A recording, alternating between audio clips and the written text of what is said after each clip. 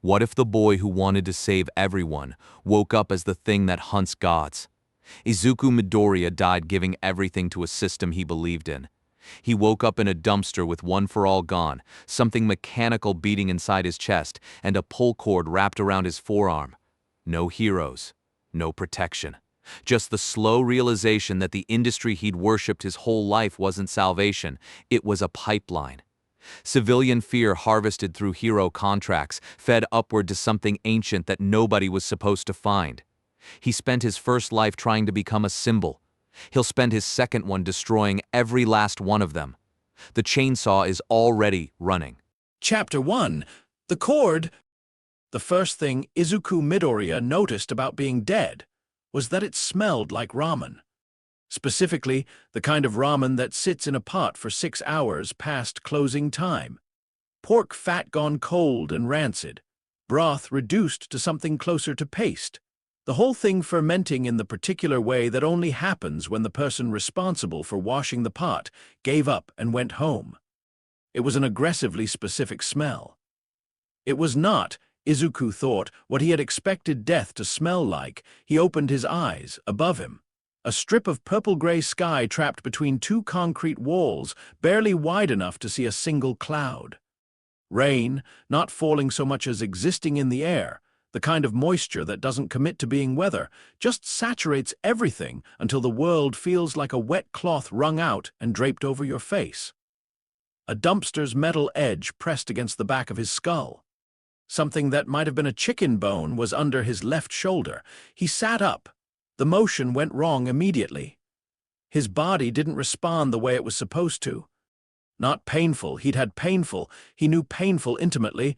He'd spent years cataloging exactly what kinds of damage produced exactly what kinds of wrong, but different. Like playing a song he knew perfectly on an instrument tuned to a different key. All the notes were there. The intervals were all off. He looked at his hands, scarred.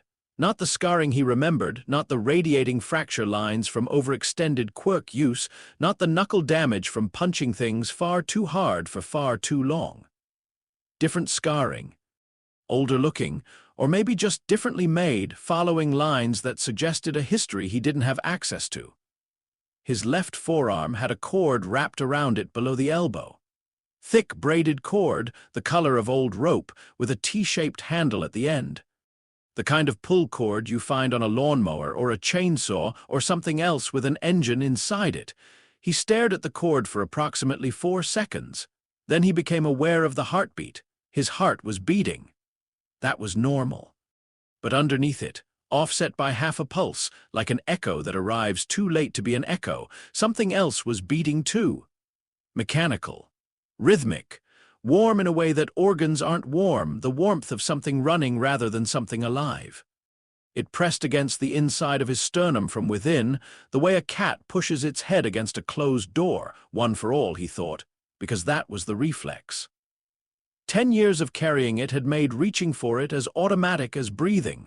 The reflex found nothing, not dormant, not blocked, not sealed or suppressed, or waiting in some reserve tank he hadn't accessed yet. Gone. The absence was total and clean, the way a room is empty when the furniture has been removed, not just dark, but absent of the particular weight and texture of what used to be there. He had spent a decade becoming the vessel for something enormous, and now the enormous thing was not there, and the shape it had made in him remained hollow, like a mold with nothing cast in it. He pressed his right hand flat against his chest. The double heartbeat pulsed against his palm. The thing inside didn't speak. It didn't communicate in anything he had words for, but it breathed when he breathed, and when his breath steadied, its pulse steadied too. And when he sat very still in the dumpster with rain collecting in his hair, he had the specific sensation of not being entirely alone inside his own body, which should have been terrifying and was, actually. Something closer to the opposite. He climbed out of the dumpster. The alley opened onto a street he didn't recognize. Not unfamiliar in I haven't been here before way, unfamiliar in a structural sense, as if the city had been built by people working from a slightly different understanding of what streets were for. The buildings were the right height, but the wrong shape. The signage was in Japanese, which was something, but the commercial logos were all wrong. Not logos he didn't know, but logos that looked like they'd evolved from a different set of consumer decisions across the last 40 years. The convenience store on the corner was called something he'd never heard of. The vending machines were a different shade of beige. He filed all of this. What he didn't file was the emotion that came with it. Because if he stopped to process the emotion that came with waking up in an unfamiliar body, in an unfamiliar city, with his entire power structure missing, he would sit down on the wet pavement and stay there, and he couldn't afford that. He had learned, over years of being the weakest person in rooms full of people who wanted to remind him of it, how to separate the feeling from the function. The feeling could exist. It just had to exist in a separate compartment that he kept locked while other things needed doing. He walked. The street was not empty. It was raining, and it was what appeared to be early morning, and the pedestrian traffic was the specific sparse kind that means most people are where they're going, and the people still on the street are going there slowly, reluctantly, hunched into themselves. Izuku watched them the way he'd always watched people, not impolitely, not staring, just the habit of a person who had grown up in rooms where reading the people in them correctly was the difference between getting through the day and not. They all walked with their eyes down. Not in the distracted, phone-focused way he was used to, deliberately down. The posture of people who had learned that looking at certain things in public had costs they couldn't afford to pay. He didn't see any heroes. He saw the marks of heroism everywhere. Commission seals on public notice boards, hero agency signage on several buildings, an evacuation route map that listed the nearest hero response station. But no actual heroes, and no pedestrians who looked like they expected to see any. And no one who looked up when a siren sounded 3 streets over. The siren was short. One whoop, then silence. Nobody reacted. He found a public bathroom, used the sink to wash his face with water so cold it felt structural, and looked at himself in the cracked mirror above the tap. He looked approximately like himself. The scar topography of his face was different. A thin line from his left cheekbone to his jaw that he didn't remember earning. But the eyes were the eyes he'd spent 19 years looking out of. And the jaw was the jaw his mother used to cup in both hands when she thought he was working too hard. And he had to look away from that thought before the locked compartment got any thinner. He looked at the cord on his forearm instead. It was not uncomfortable. It sat there like it had always sat there, like it was as much part of his arm as the bones inside it. The T-handle was slightly worn smooth from use or from someone else's use before him, he couldn't tell. He wrapped his right hand around it. The thing inside his chest pulsed once, sharper, attentive. He let go of the handle, not yet. He didn't know what it would do yet, and he had a rule, which was that you don't use a technique you haven't analyzed. He'd broken that rule exactly twice in his life, and both times it had cost him significantly. He went back out into the rain and kept walking. The first thing that taught him something real was the cafe. Small place, 6 tables, mostly empty at this hour. He went in because it was raining harder, and because the woman behind the counter looked like someone who had been working a register for 30 years, and developed the specific immunity to other people's problems that comes with that. He ordered the cheapest thing on the menu with the handful of coins he'd found in the pockets of the clothes he was wearing, and he sat in the corner with a view of the door and drank something that was technically coffee, and he listened. 2 men at the next table were talking about a hero incident the night before. Something about a level 4 containment event in the Eastern Commercial District, Devil's Signature, evacuation radius, commission cleanup crew. Izuku listened with every part of his attention while moving as little as possible, which was a skill he had developed at UA and refined in ways that would probably have made Aizawa proud. Devil's Signature, not villain. Not Namu, not Quirk's signature. Devil. He listened for another 20 minutes while his coffee went cold. The 2 men weren't frightened exactly, but there was something in the way they talked about it, the careful flatness. The way they lowered their voices not for privacy but from habit. That sounded like people describing weather in a city that has been having terrible weather for so long that they've stopped expecting it to change. Just information. Just the texture of the world as it was. He paid and left and stood on the wet pavement outside and rearranged everything he'd concluded about where he was. Devils. Hero commissions still present, still functional, still running cleanup operations. No quirk mentions, not once in the entire conversation did either man use the word quirk. Hero response framed not as protection, but as containment. Civilians who were not surprised, not reassured, not anything, just present in a world where the infrastructure of fear was so normalized they'd stopped registering it as fear at all. He was in a place where the heroics industry existed, but the underlying mechanics were different. Or rather, he was beginning to think where the underlying mechanics were the same, just visible from a different angle. He had been thinking about this sideways. He should think about it directly. If this world had devils, entities that fed on fear, that had contracts with humans, that produced what looked from the outside like superhuman ability, then the heroics he'd grown up worshipping might not be what he'd understood them to be.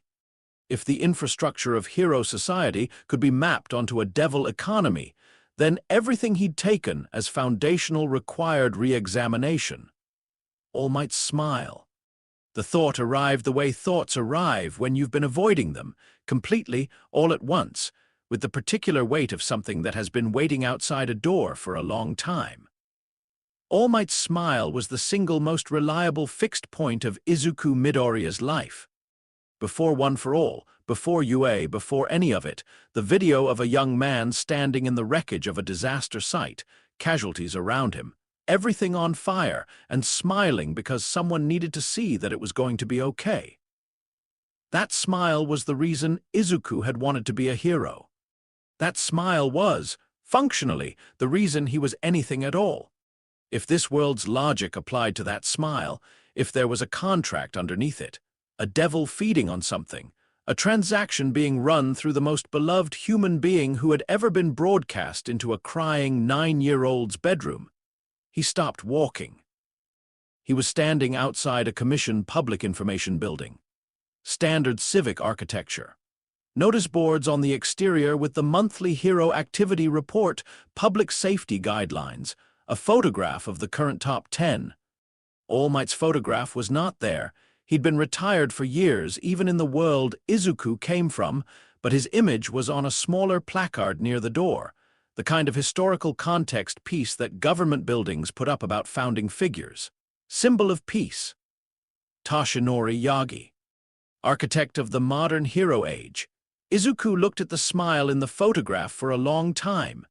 Then he heard the footsteps, and they were wrong, and he moved before he understood why, 3 of them. Coming from 2 directions, 2 from the south end of the street, 1 from an alcove to his left that he hadn't clocked fast enough, which meant they'd been waiting. Black tactical clothing, no commission branding, carrying equipment that looked medical from a distance and was clearly not. The devices had the same clinical design as containment gear, but oriented outward rather than in, not restraint equipment. Processing equipment, he ran.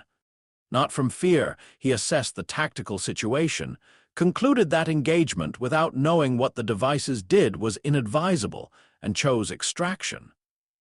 There was an alley between 2 commission-adjacent buildings, 20 meters north. He made it in 4 seconds, took the corner, assessed the narrowing ahead, heard 2 sets of footsteps accelerate behind him. The alley dead-ended. He turned. 2 of the 3 pursuers had followed him in, the third was positioned outside to cut off alternate egress, which he'd assumed. The 2 in the alley stopped 8 meters back. The one on the left raised a device and activated it, and the effect was immediate and total. Dread. Not fear exactly, not the sharp adrenaline fear of danger, not the complex fear of failure or disappointing someone. Something more fundamental and much older. Dread as a physical sensation, pressing in from every surface simultaneously, the specific quality of terror that comes in dreams where you know something is wrong but cannot identify it and cannot wake up. It hit Izuku like a wave, and his legs stopped working the way legs stop working in cold water, not collapsed, just suddenly working against resistance that hadn't been there before. His body froze, his mind, which had spent years being pressed further than his body could follow, did not. He catalogued the sensation with the detachment of someone taking notes at a scene he is also trapped inside. The dread was external. It was being produced. It was a devil technique, or a contract application, designed to suppress and extract, the civilian version of what happened when something much larger and much worse wanted to move a person from one location to another without the person's cooperation. The man holding the device wasn't afraid. He was waiting for Izuku to fall. Izuku's right hand was moving before he decided to move it. He didn't think about it. He had spent his entire life in a body that moved before the thought caught up. Arms going up in a guard, feet repositioning in a stance. The entire muscle memory scaffolding of someone trained to survive situations his brain hadn't finished processing yet. His right hand found the cord on his left forearm. His fingers closed around the T-handle with the grip of someone who had done this 10,000 times. He hadn't done this once. He pulled. The sound was the sound of an engine turning over in a very small space, a sound that had no business being produced by a human body, that belonged in garages and construction sites and the particular industrial environments that smell like gasoline and cut wood. It was loud. It was immediate. And it did not come from his arm. It came from everywhere. The chainsaws extended from his head, two of them curving back from his temples like horns, chains running fast enough to blur. From his forearms, longer ones, elbow to fingertip, the chain exposed and running. From his legs below the knee, oriented forward. All of it in the same second, all of it accompanied by the sound of an engine running at high speed, and the dread field, the thing that had stopped his legs, broke apart, not metaphorically. The device cracked. The man holding it stumbled backward, and the dread that had been pressing in from every surface reversed. And for 1 second, the man who'd been using it felt exactly what he'd been projecting, reflected back, and his face showed it. Izuku did not feel like himself. He felt like a system running correctly for the first time. Every piece of him, the thing in his chest, the cord, the chains, the sound, the heat of the engine, was a single unit that made sense in a way that his body had not made sense in the hours since he'd woken up in the dumpster. It was not comfort, exactly. It was function. The difference between a machine sitting in a garage and a machine doing what it was built to do, the man on the right raised a different device. Izuku moved, not running. Forward, he moved forward, which was not what they'd expected, and the chains from his left forearm raked through the processing device before the man finished raising it. No intent to harm, just removal of the equipment, precise and immediate, the same way he'd been precise about destructive application since the very beginning, because power without precision is just destruction. The device fell in pieces. The man fell backward over his own feet. The first man was already retreating. Professional calculation, threat assessment updated, parameters exceeded, extraction indicated. He backed toward the alley entrance with the detachment of someone who had been trained to recognize when an engagement had moved outside its operational boundaries. He stopped at the mouth of the alley, looked back at Izuku. "You're going to want to come in voluntarily," he said. "Not a threat." The flat effect of policy. Anomalies process better when they're not resisting. The Commission has resources that can help you understand what you are. Izuku stood in the alley in full chainsaw form, rain hitting the chains and scattering, the engine sound running low in his chest, and looked at the man who had just told him the Commission could help him understand what he was. He thought about the photograph of All Might on the placard outside. He thought about the word architect. "I'll figure it out myself," he said. The man looked at him for another second with the expression of someone filing a report in real time, then turned and walked away. Professional, unhurried, which was almost worse than if he'd run, because it meant that whatever Izuku had just become in his assessment, it wasn't something that warranted panic. It was something that warranted documentation. The chains slowed. The engine idled down. The chainsaws didn't retract. He didn't know how to retract them yet, a problem he was going to need to solve, but the running speed dropped to something closer to rest. He stood in the alley and pressed his right hand against his sternum and felt the double heartbeat, slower now, calming. The thing inside him pressed warmth against his ribs like a dog leaning into a hand. He breathed. He walked out of the alley, heading north, chains still running at idle because he couldn't stop them yet. And passers-by gave him 12 to 15 feet of clearance automatically, which he filed as useful data. He found a condemned building with an intact ground floor 2 blocks over and went in through a broken window, and sat on the floor in the dark with rain coming through a hole in the ceiling and started thinking. He pulled a fragment of printed paper from his jacket pocket. He'd taken it off the commission notice board outside the information building on instinct before the ambush. A public document, the Hero Compact Guidelines, standard civic stuff. He'd read documents like this hundreds of times. He read it now with new vocabulary. The 5 pillars of the Hero Compact. Article 1. Heroes serve as licensed agents of the Public Safety Commission, operating under continuous review and contract renewal. Contract renewal. He underlined the phrase with his thumbnail, pressing a crease into the paper. Article 3. All Hero licensing agreements are subject to annual capability assessment, with Commission authority to modify, suspend, or terminate active agreements based on operational necessity. Terminate active agreements, not revoke licenses. Not remove from active duty. Terminate agreements. The language was contractual at its foundation, not aspirational, not regulatory, contractual. The document was describing a business arrangement and calling it a value system, and either the people who wrote it didn't notice, or they counted on the people reading it not to notice. He had read documents like this for 10 years and never noticed. He folded the document, found a pen in his jacket, another thing the jacket had produced that he hadn't looked for, which meant either the body he'd woken up in had been a person with habits, or the jacket had been put on him by someone who expected him to need things in its pockets. He wrote in the margin at the bottom of the document, small and precise, the way he'd always taken notes. What were you paying for the smile? Outside, the rain got heavier. The commission vehicle that had dispatched the 3 agents cruised past the building without slowing. They'd lost him, for now, which meant he had time, which was currently the only resource he had that mattered. He sat with his back against the wall and watched the rain come through the ceiling and let the thinking happen without rushing it, because he had learned, eventually, that rushing analysis was how you got things wrong in ways you couldn't take back. The chainsaws had retracted sometime in the last 20 minutes. He hadn't noticed when. They were simply gone, the forearms smooth-scarred again, the cord coiled neatly below his left elbow as if nothing had happened. He pulled the cord slightly, not far enough to trigger, just enough to feel the resistance, to confirm it was real and would hold. The warmth in his chest pulsed once. Amused, almost. Or as close to amused as something ancient and primordial, and currently living in the left ventricle of a reincarnated teenager could get.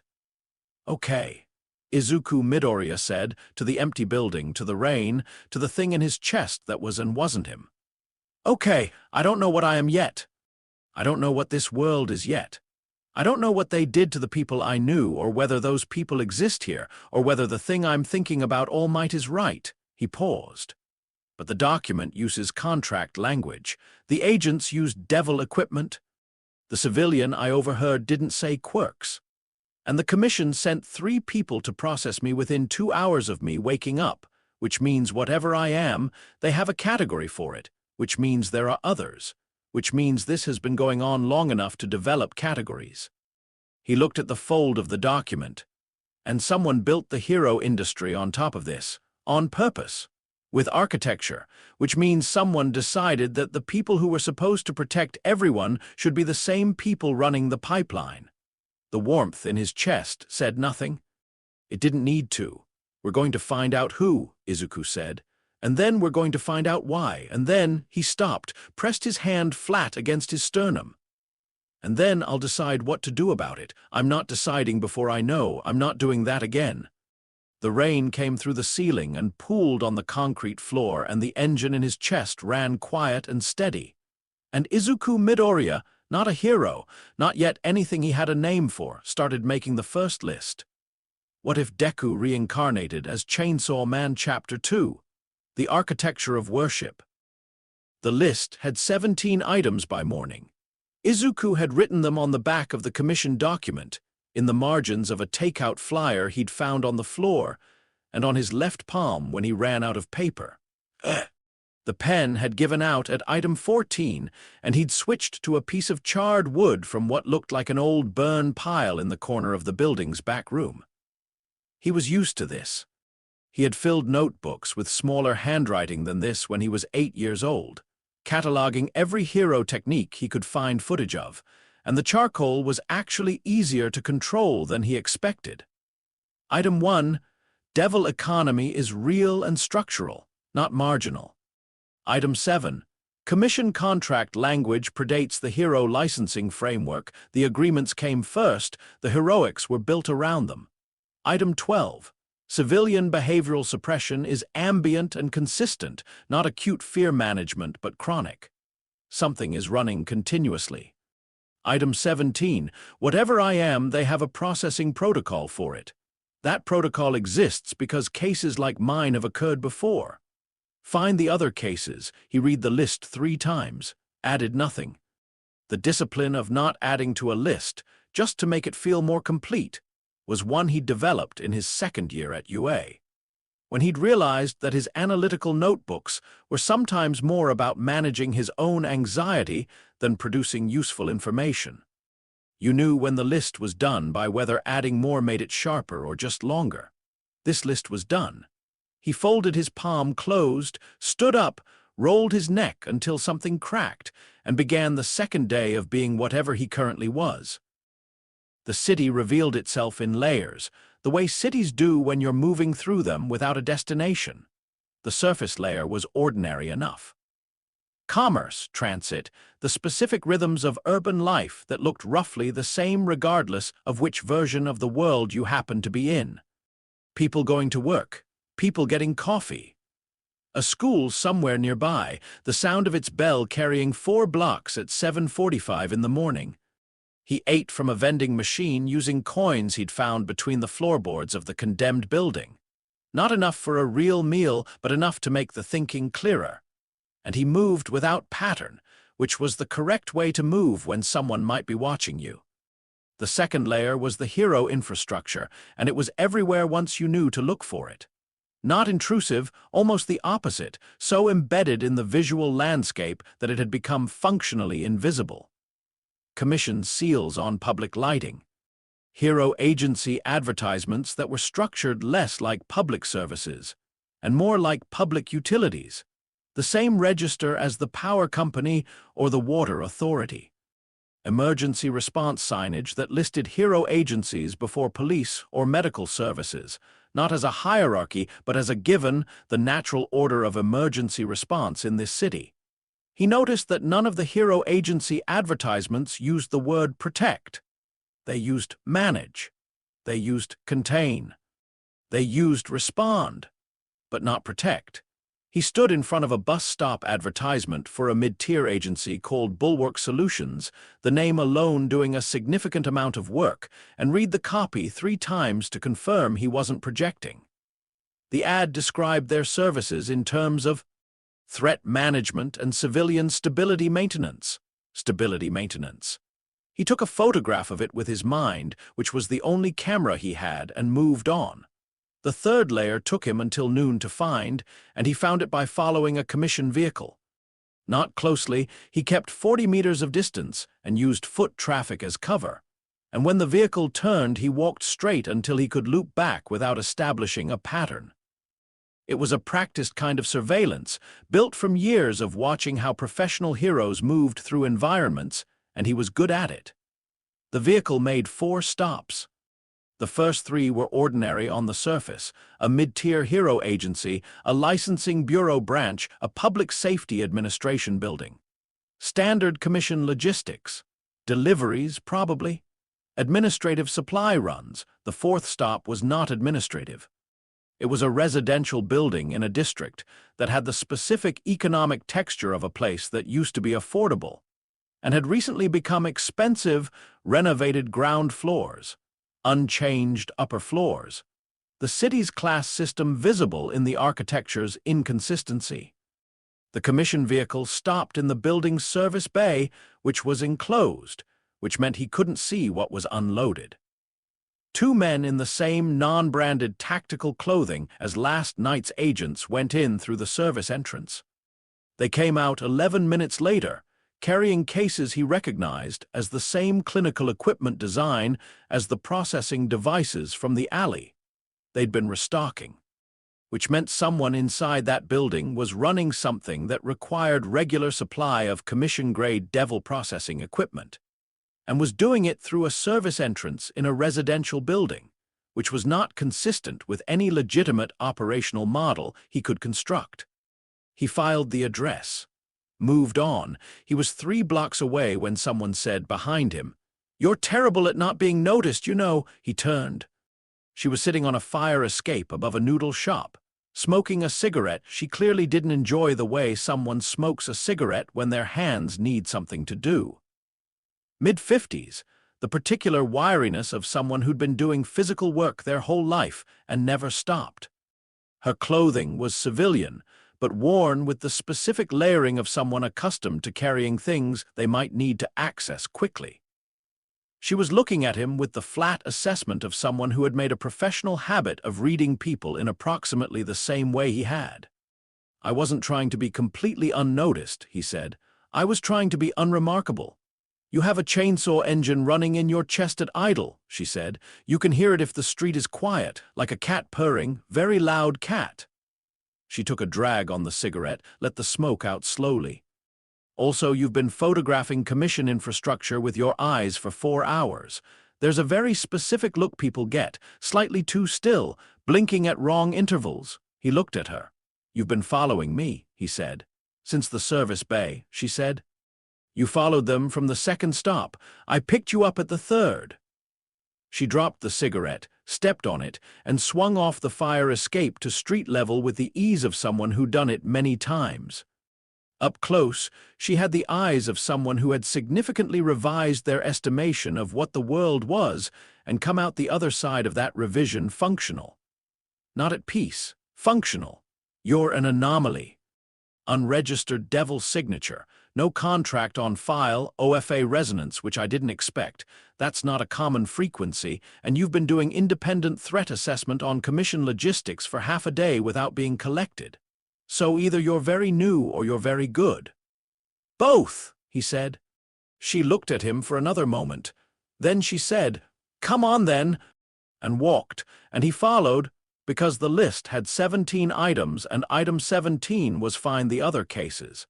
And she had just told him she could read his devil signature and his resonance frequency, which meant she had access to information he didn't, which meant this was the most useful person he'd encountered since waking up in the dumpster, and he would be an idiot not to follow her.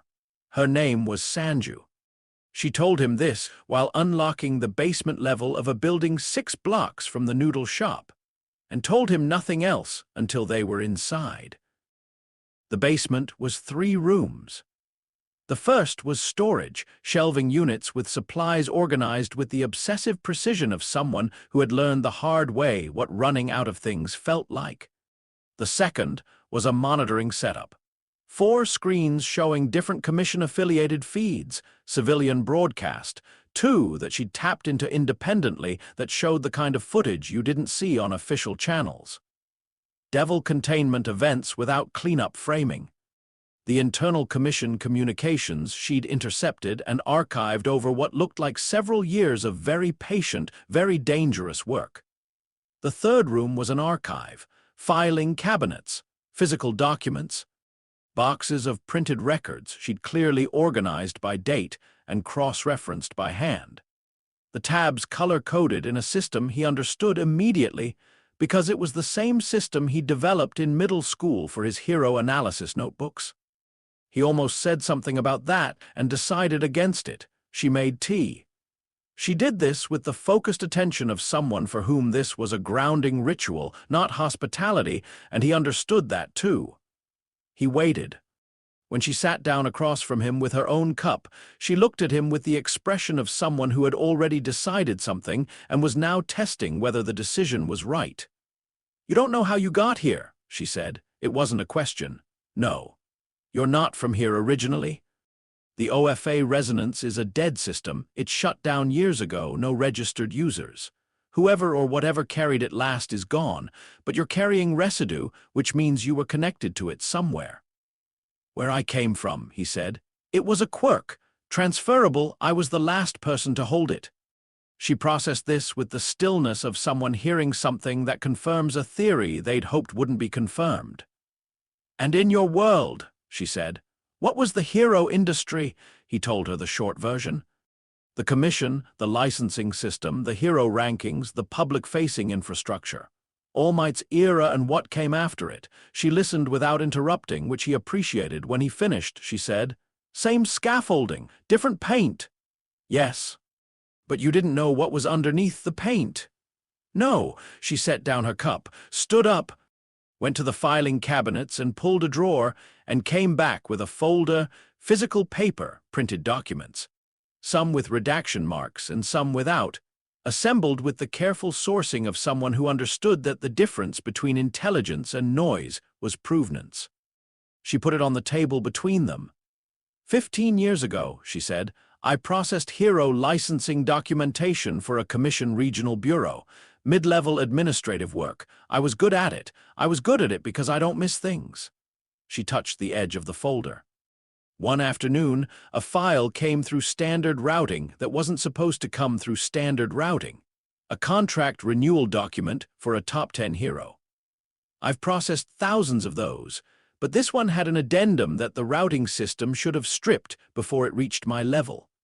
She paused. The addendum was a renewal clause. It described the hero's quirk as an externally bonded fear consumption asset subject to annual commission harvest audit. Izuku kept his face still. He was very good at this. "I processed the document," she said. "I filed it correctly. I went home. I came back the next morning, and my access credentials had been suspended. 3 hours later, 2 men came to my apartment and told me that I had misprocessed a classified document and that my employment was being terminated for security reasons. They were very polite." She looked at him levelly. "I had a copy already. I had made a copy the moment I read it, because I have been making copies of documents that didn't feel right since I was 22, which is a habit I developed for unrelated reasons and which has turned out to be the reason I am still alive and functional." She tapped the folder. "Everything in here is what I've built since then. 15 years of careful collection. The commission's internal structure, the contract architecture, the fear harvest economy, all of it." She looked at the folder with the expression of someone looking at the work of their life, which it was. "I know what this city is. I know what the hero industry is. I know what they're feeding and why." She looked up. "What I don't have is someone who can do something about it." The thing in his chest pulsed once, patient and warm.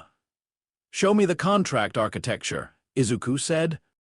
He read for 3 hours. She had organized the documents chronologically and by tier, and he read in the order she'd organized them because whoever built the system had done it in a sequence, and understanding the sequence was understanding the logic. He took notes in the margins of a notepad she gave him, small and precise, occasionally stopping to ask questions that she answered without asking why he needed to know. The structure that emerged was this. At its foundation, the hero industry was a fear-processing mechanism. Humans produced fear as a natural byproduct of consciousness, the fear of death, of powerlessness, of the unknown, of everything that the darkness had ever contained. This was not pathological, it was biological. But fear, unprocessed, accumulated, and accumulated fear destabilized populations in ways that made them difficult to manage. unpredictable in ways that disrupted commerce and infrastructure, and all the other machinery of organized society. Someone, the documents didn't name who, and Sanju told him she believed the record had been deliberately obscured, had made the original deal centuries ago. A structured system for processing civilian fear. The devils provided the processing infrastructure, contracts that converted raw fear into usable energy, channeled through the heroes who held the contracts, up through the commission to the entity at the top of the chain. In exchange, the civilians got safety, or something that looked like safety. Something that felt like safety because the thing generating their fear was also providing the architecture they'd been taught to call protection, a closed loop. Elegant, if you were the kind of person who found closed loops elegant, the hero system was the delivery mechanism. Every quirk awakening was a contract initiation, most of them so far downstream from the original deal that the person experiencing it had no conscious awareness of what they'd agreed to. The fear their heroics generated in the population, fear of the villains heroes fought, fear of the disasters heroes contained, was as nutritionally useful to the commission as the fear they suppressed. The whole thing ran on fear, both directions. It doesn't matter if they're afraid of villains or afraid of nothing, he said, more to himself than to her. It doesn't matter if heroes win or lose, the fear is always produced. The commission suppresses only the unmanaged fear, she confirmed. Acute, unstructured civilian fear is the only type they can't harvest. It's too dispersed. So they manage it, structure it, channel it, give it a face they control, a narrative they write.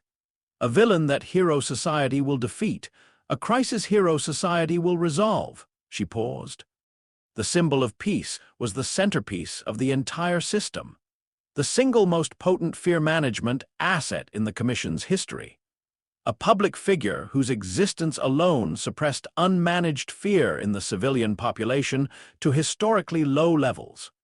Izuku looked at the document in front of him. It was an internal performance audit, clinical language, quarterly metrics.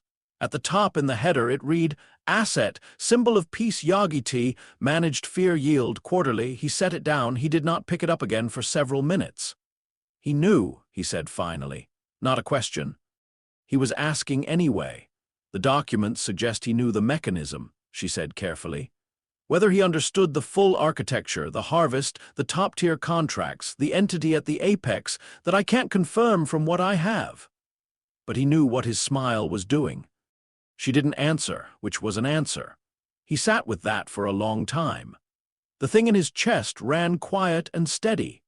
He pressed his hand flat against his sternum, the way he'd been doing since the alley, the reflex of reaching for the thing that was there when the thing he expected wasn't. It pushed back, gentle, solid. He picked up the next document. The Hawk's profile was 11 pages and read like a personnel file written by someone who admired efficiency as a moral position. Contract entity, Raptor Devil. Fear concept, surveillance and judgment, the fear of being watched, assessed, and found wanting. Operational role, commission primary intelligence and threat assessment.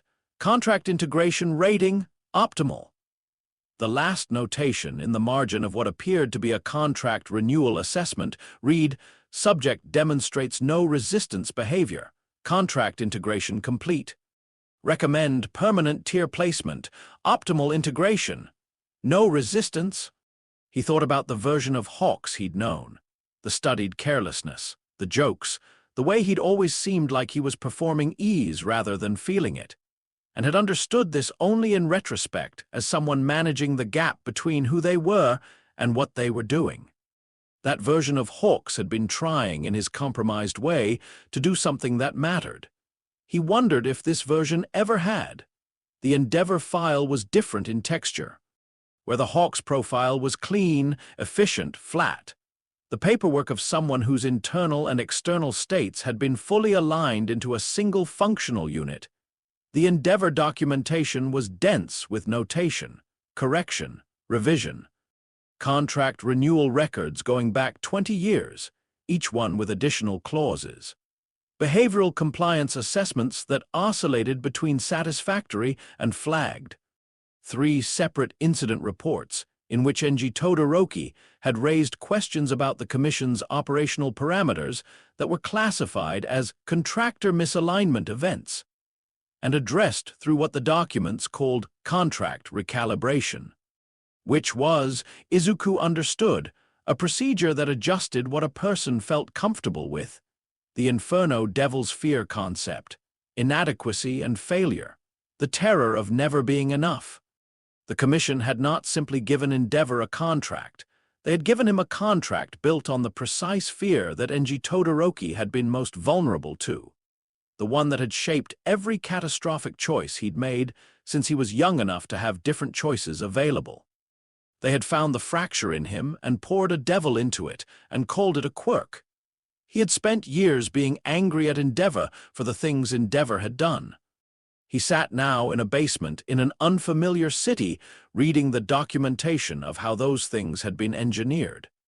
And the anger curdled into something more complicated and much harder to process. So he filed it in the locked compartment and kept reading. The last document in the folder was not a personnel file or a contract record. It was a memo. Internal, recent, dated 3 days ago. He read it twice. Anomaly event. Unregistered devil signature, high resonance output, OFA frequency detected. Independent movement observed. Standard processing protocol initiated. Update, processing attempt unsuccessful.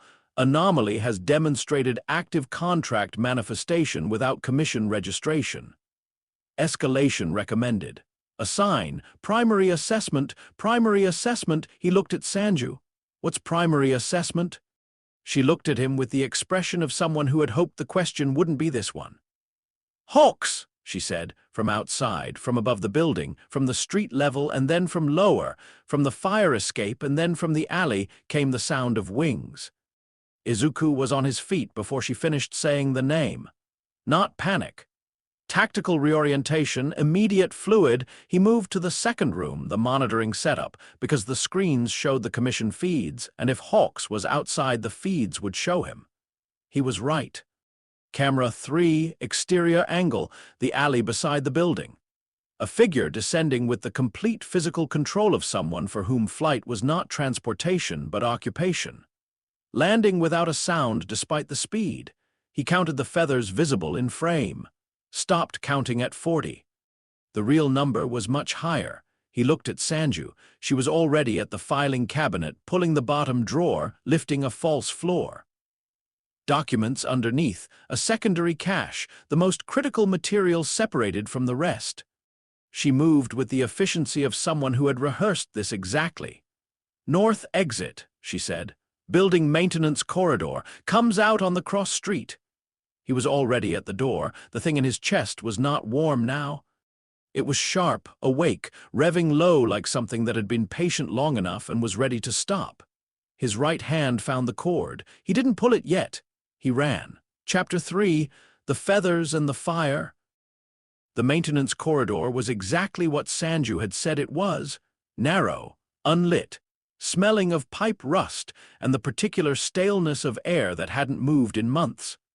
Izuku ran it by feel, one hand on the left wall, feet finding the floor in the dark with the muscle memory of someone who'd trained blindfolded in his second year at UA, because Aizawa had decided that was a reasonable Tuesday.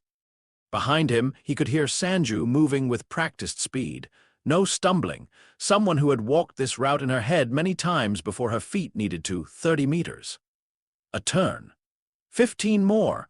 A door with a bar handle that he hit at full speed and took into the cross street shoulder first. Morning light. A narrow service road, delivery trucks on one end, a row of shuttered storefronts on the other. He turned left without stopping, Sanju a half-second behind him, and they were 30 meters up the service road when the feather hit the wall beside his head. Not an attack. A message, it embedded in the brick at eye level and stayed there. Quivering and tied around its base was a strip of paper folded once. He knew it was a message because if it had been an attack, it would have hit him and not the wall, and Hawks, whatever else he was, did not miss at 30 meters. He kept running, The second feather hit the wall ahead of him, blocking the gap between two buildings he'd been intending to cut through. Also not an attack, a redirect. He changed direction. South. The third feather didn't hit a wall.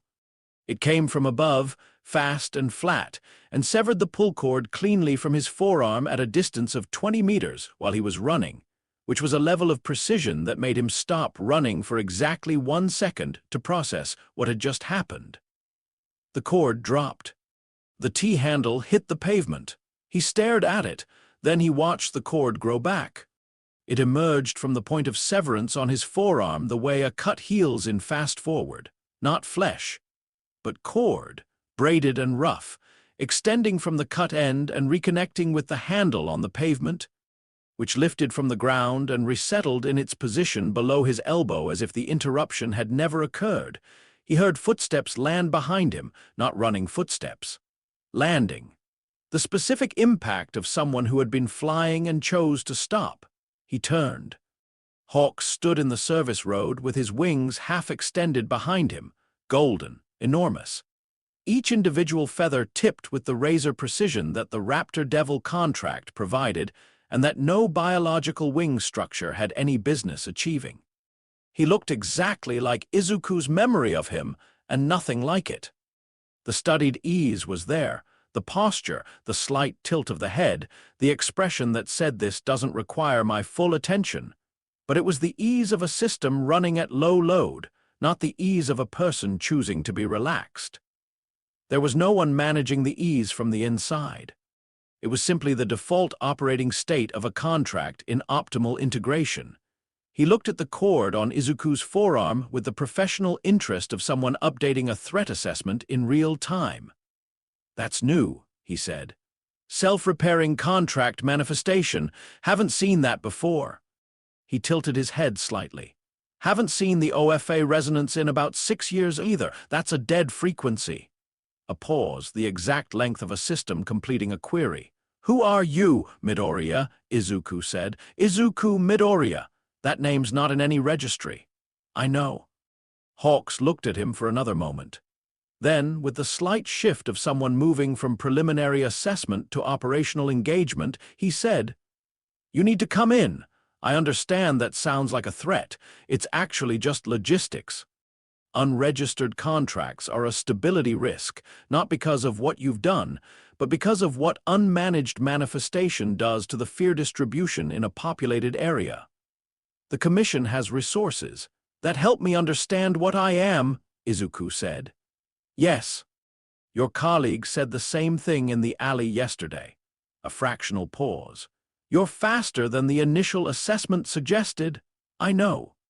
You've also been doing infrastructure analysis on Commission logistics for the better part of a day, which means you've found a secondary source. Which means you know more than an unregistered anomaly who woke up yesterday should know." The wings shifted slightly, a micro-adjustment that he recognized as repositioning for an angle change. "That changes the logistics." Sanju had stopped beside him. He could feel her stillness, the specific stillness of someone who had learned how to be very small in the presence of things that could locate them by movement. "Go," he said to her quietly. "I'm not. The document's in the cache," he said. "The secondary folder, get it out. Whatever happens here, the documents need to stay available." He didn't look at her. He kept his eyes on Hawks and the 40-plus feathers he could count and the unknown number he couldn't. "Please." A moment, then the sound of her footsteps, controlled and quick, heading north. Hawks watched her go, made no move to follow, filed her apparently as secondary priority, which was the correct tactical assessment and therefore frustrating. "Just you then," Hawks said, and the ease in his voice didn't change at all. And that was the thing that made him most dangerous, not the feathers, not the contract, but the total absence of any register in which this situation was anything other than routine. Izuku pulled the cord. The chainsaws came out at full extension, not the controlled partial deployment he'd managed in the alley. Full. Head, forearms, legs, the engine sound filling the service road immediately, chains running at operational speed. Hawk's wings snapped to full extension at the same moment, a mirror response, the raptor devil's instincts reading threat and responding before Hawk's conscious processing completed the loop. Then they both stopped. 2 seconds of complete stillness. Izuku reading the angles, the feathers floating in loose formation around Hawks were not static. They drifted in a pattern that covered a hemisphere of engagement space, each one independently positionable, collectively forming a suppression net that had no obvious gap. 40-plus individual vectors. The kind of combat math that used to make him reach for a notebook. He didn't reach for a notebook. He ran the math in his head, the way he'd learned to do in situations where notebooks weren't available. And what the math told him was that the feather formation had been arranged for containment, not injury. The pattern was too precise for random suppression. It was built to drive a target in a specific direction. He looked at the geometry, identified the funnel. If he moved, he would move toward the building on his right. He moved left. Hawk's expression changed. Not much, a fraction of recalibration, the look of someone whose model has just required an update. The feathers on the left side of the formation began repositioning. Izuku was already moving, not at the formation but along the service road, using the road's length as a vector that the containment pattern hadn't fully accounted for because it had been built for a stationary target. The first feather hit the chainsaw on his right forearm. It was an extraordinary piece of targeting, a single feather thrown flat with a spin that should have been physically impossible that found the gap between 2 chain links and lodged there, temporarily seizing the chain's movement. Not damaging, disabling, surgical. He swung the jammed forearm into the wall of the nearest building. The feather shattered against the brick. The chain cleared. 3 more feathers came at the same moment, different vectors, and he was already rotating, the chainsaw on his left forearm up in a guard that he hadn't consciously planned, but that his body found anyway. The chain running and deflecting 2 of the 3 incoming feathers on contact. The third buried itself in his left shoulder, not deep. The chainsaw devil's integration had done something to his tissue density.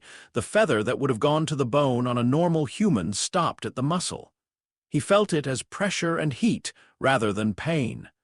He reached up and pulled it out with his right hand without stopping moving, which cost him something in shock response that he didn't let show on his face.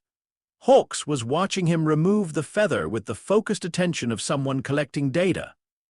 Pain tolerance is anomalous, Hawks said. Contract integration is deeper than initial assessment indicated. He tilted his head. You're not commission-made. No. And you're not a devil-born human hybrid. The OFA resonance is human origin, vestigial but real.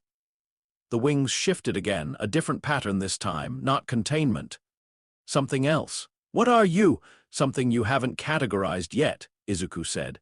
That's why the protocol said primary assessment instead of standard processing. Another fractional pause, longer this time. You read the memo. I read everything she had, 15 years of documentation. He watched the feather formation drift, tracking the micro-adjustments. I know what the commission is. I know what your contract is built on. I know what the hero industry is harvesting and where it goes. He kept his voice level, not a threat, just information. I'm telling you this not because it changes the immediate tactical situation, which it probably doesn't. I'm telling you because the document I read on you said your contract integration was optimal, and I want to know if that's actually true or if it's what they wrote, because they needed it to be true. Hawks went very still, not the operational stillness of a threat assessment pause. A different kind. The kind that comes from a place much further inside than tactics. You're trying to find a fracture, he said. I'm trying to find out if there is one. The feathers hung in the air around them, suspended, not moving. The engine in Izuku's chest ran steady. He kept his hands up, the chainsaws running, not attacking, not retreating, just present in the road between 2 buildings in the morning light with a man made of an optimal contract and a fear of being judged. There isn't, Hawks said. He said it the way a person says something that they have decided is true rather than something they know to be true, which is a distinction Izuku had learned to hear over years of listening to people tell him things about themselves. Okay, Izuku said. He did not argue it. He filed it. There was a difference between a fracture that didn't exist and a fracture that a person had spent years convincing themselves didn't exist, and the distinction mattered, but not in the next 30 seconds. The feathers moved. All of them, simultaneously, a compression pattern that closed from every angle at once, not aimed at his body but at the space around it, a cage built in motion, designed to stop movement in any direction before it started. It was the most sophisticated combat application of a ranged ability he had ever seen in person, and he would have stopped to analyze it more thoroughly if he hadn't been inside it. He went up. The chainsaws on his legs, oriented forward, provided enough upward thrust against the road surface when he planted and drove that he cleared the top of the feather cage by approximately 1 meter. Not flight, not even close to flight, just applied physics. The kind of improvised technique that his body found in emergencies before his brain caught up. He came down on the other side of the formation, rolled, came up running. Hawks was already repositioning, wings driving him skyward for a better angle. Izuku changed the math. He stopped running and turned and pulled the deepest breath his lungs could manage and let the OFA residue do something he hadn't tried yet. Had been careful not to try, because he didn't know how the two systems interacted under load. But the feather cage was closing again, and Hawks had the altitude advantage, and he needed something the current equation didn't have. He let the residue come up, not controlled, not targeted. He simply stopped holding the door and let what remained of One for All's physical enhancement flood through his skeletal muscle the way it always had. That overwhelming, whole-body current of power that had terrified him at 8 years old and become as natural as breathing by the time he was 17. It came through different now, filtered through whatever the chainsaw devil integration had done to his body's baseline, but it came. The chainsaws ignited. Black and green. The lightning that had characterized One for All's later stages, the Black Whip's signature energy, crackling up the chainsaw blades from base to tip, making the chains run hot enough that the air around them distorted. It was loud, louder than before, the engine sound climbing to something that resonated in the buildings on either side of the road. Hawks stopped climbing. He hung in the air above the service road and looked down at what Izuku had become in the last 3 seconds. And his face, for the first time in the entire encounter, showed something that was not in the operational parameters of optimal contract integration. It wasn't fear. It was the professional recognition of something that existed outside his existing classification system, which in someone whose contract was built on the fear of judgment was almost the same thing. He descended, slowly, landed 20 meters away.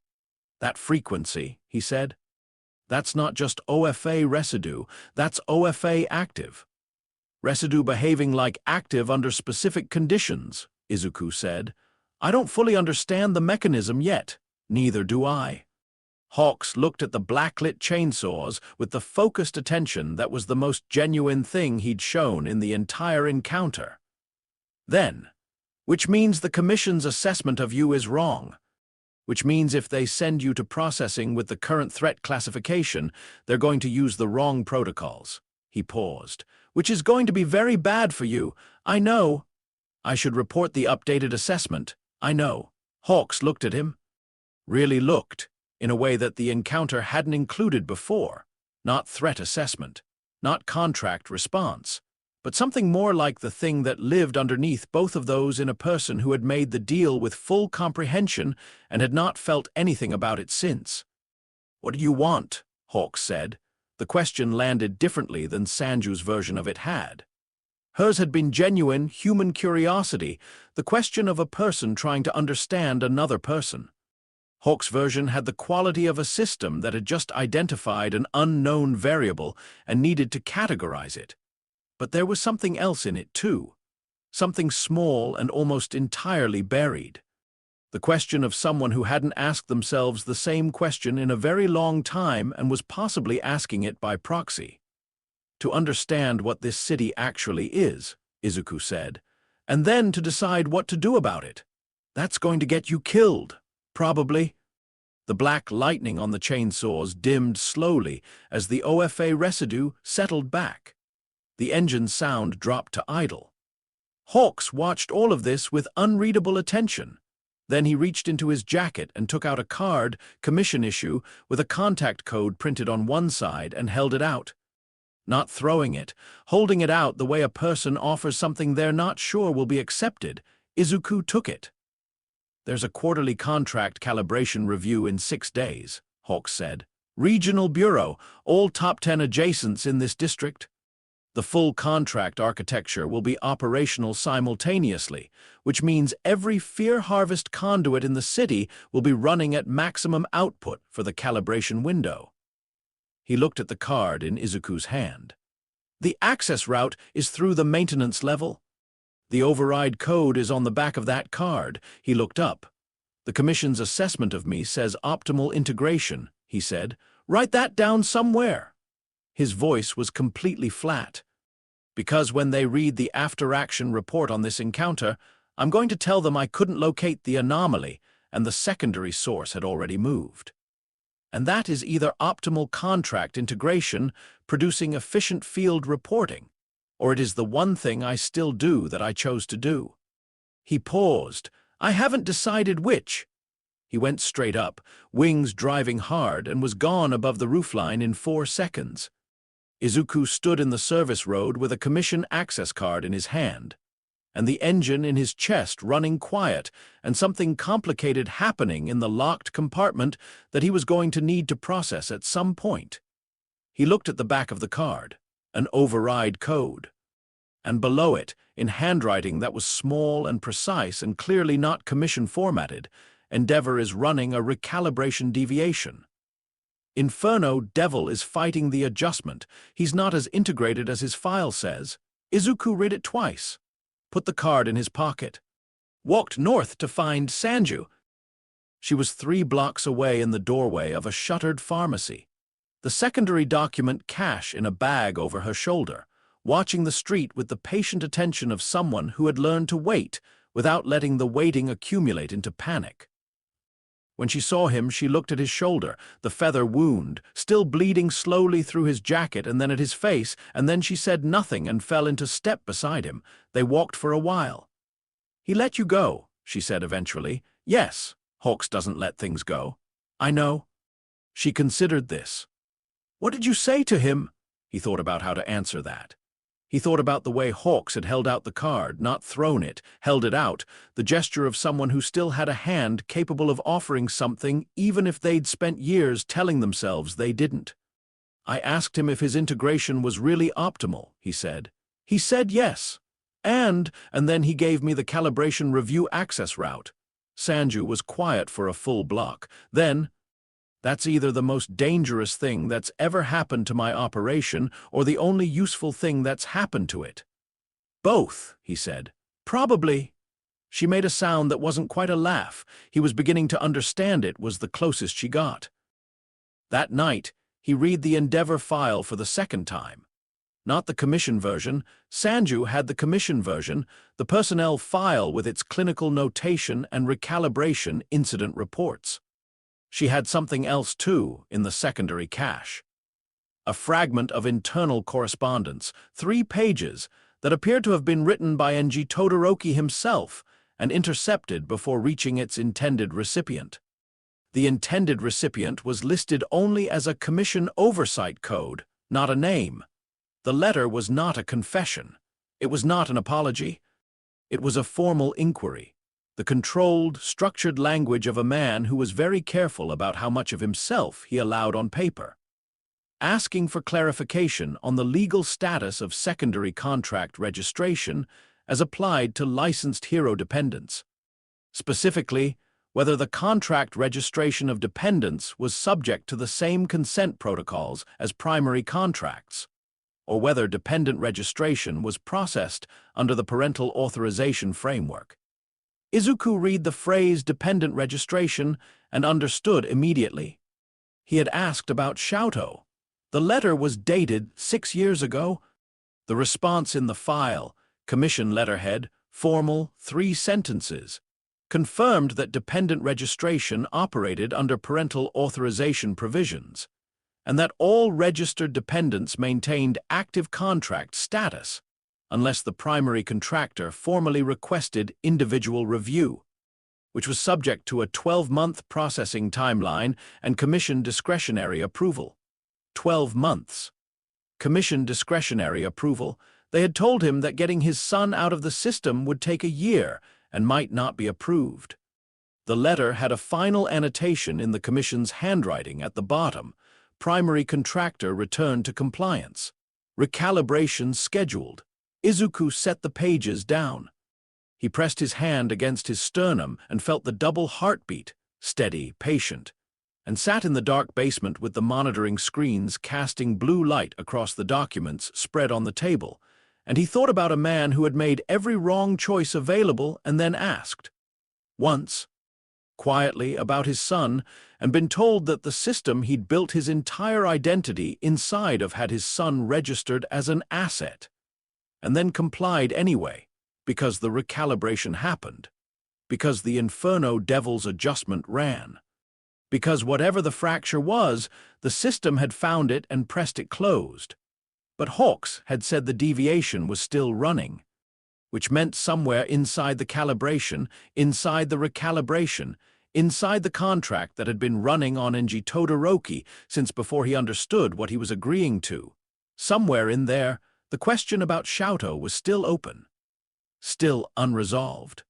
Still the one thing the Commission had told him to stop asking about, and he had not entirely stopped asking.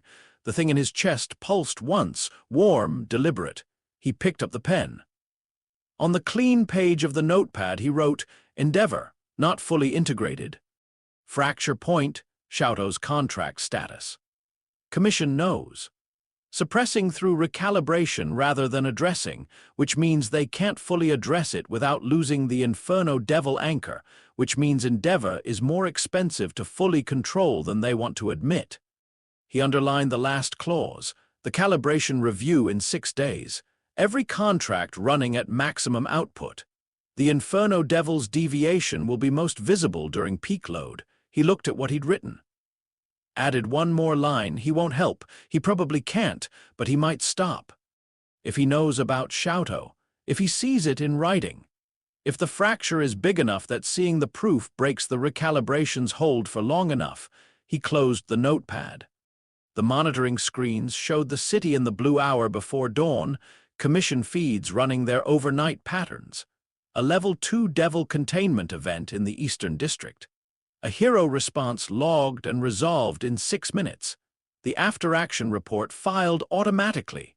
No civilian briefing. No press contact, just the machine processing itself and moving on. He watched it for a while, then he started working on the plan. Not the full plan, he didn't have enough information for the full plan. But the next piece. The calibration review. The access code on the back of the card Hawks had given him. The Inferno Devil running a deviation at peak load.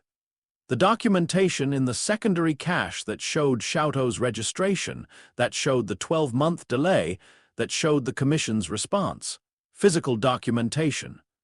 The kind that couldn't be edited after the fact. The kind that a man who asked once about his son and was told to comply might look at and not change, not immediately, not cleanly, but fracture. He had learned in his first life that the most powerful force in a combat situation was not the strongest person in the room. It was the moment when someone who had been fighting on the wrong side stopped, just stopped, didn't switch sides, didn't become an ally, just removed themselves from the equation long enough for the equation to change. He didn't need Endeavor. He needed the recalibration to fail. He needed Enji Todoroki to look at his son's name on a Commission asset register and feel what the Inferno Devil's adjustment had been suppressing for 6 years. The rest he could do with chainsaws. He wrote for another hour. The plan grew into something with edges, something with timing and contingency, and the specific structure of a strategy built by someone who had spent his formative years studying people who were stronger than him, and finding the angles that strength didn't cover. When he finally lay down on the cot Sanju had set up in the corner of the storage room, the double heartbeat ran steady in his chest, slow, like an engine at rest. He closed his eyes. He did not dream of All Might's smile. He did not dream of UA or the dorm or the faces of the people he'd called friends, whose faces in this world had the wrong kind of emptiness behind the eyes. He dreamed of a pull cord. An empty room. A door he hadn't decided whether to open yet. In the dream, Pachita pressed warmth against his ribs from the inside, and he pressed his hand against his own chest in response. And neither of them said anything, because nothing needed to be said. The door could wait until morning. Chapter 4. The Symbols Fall.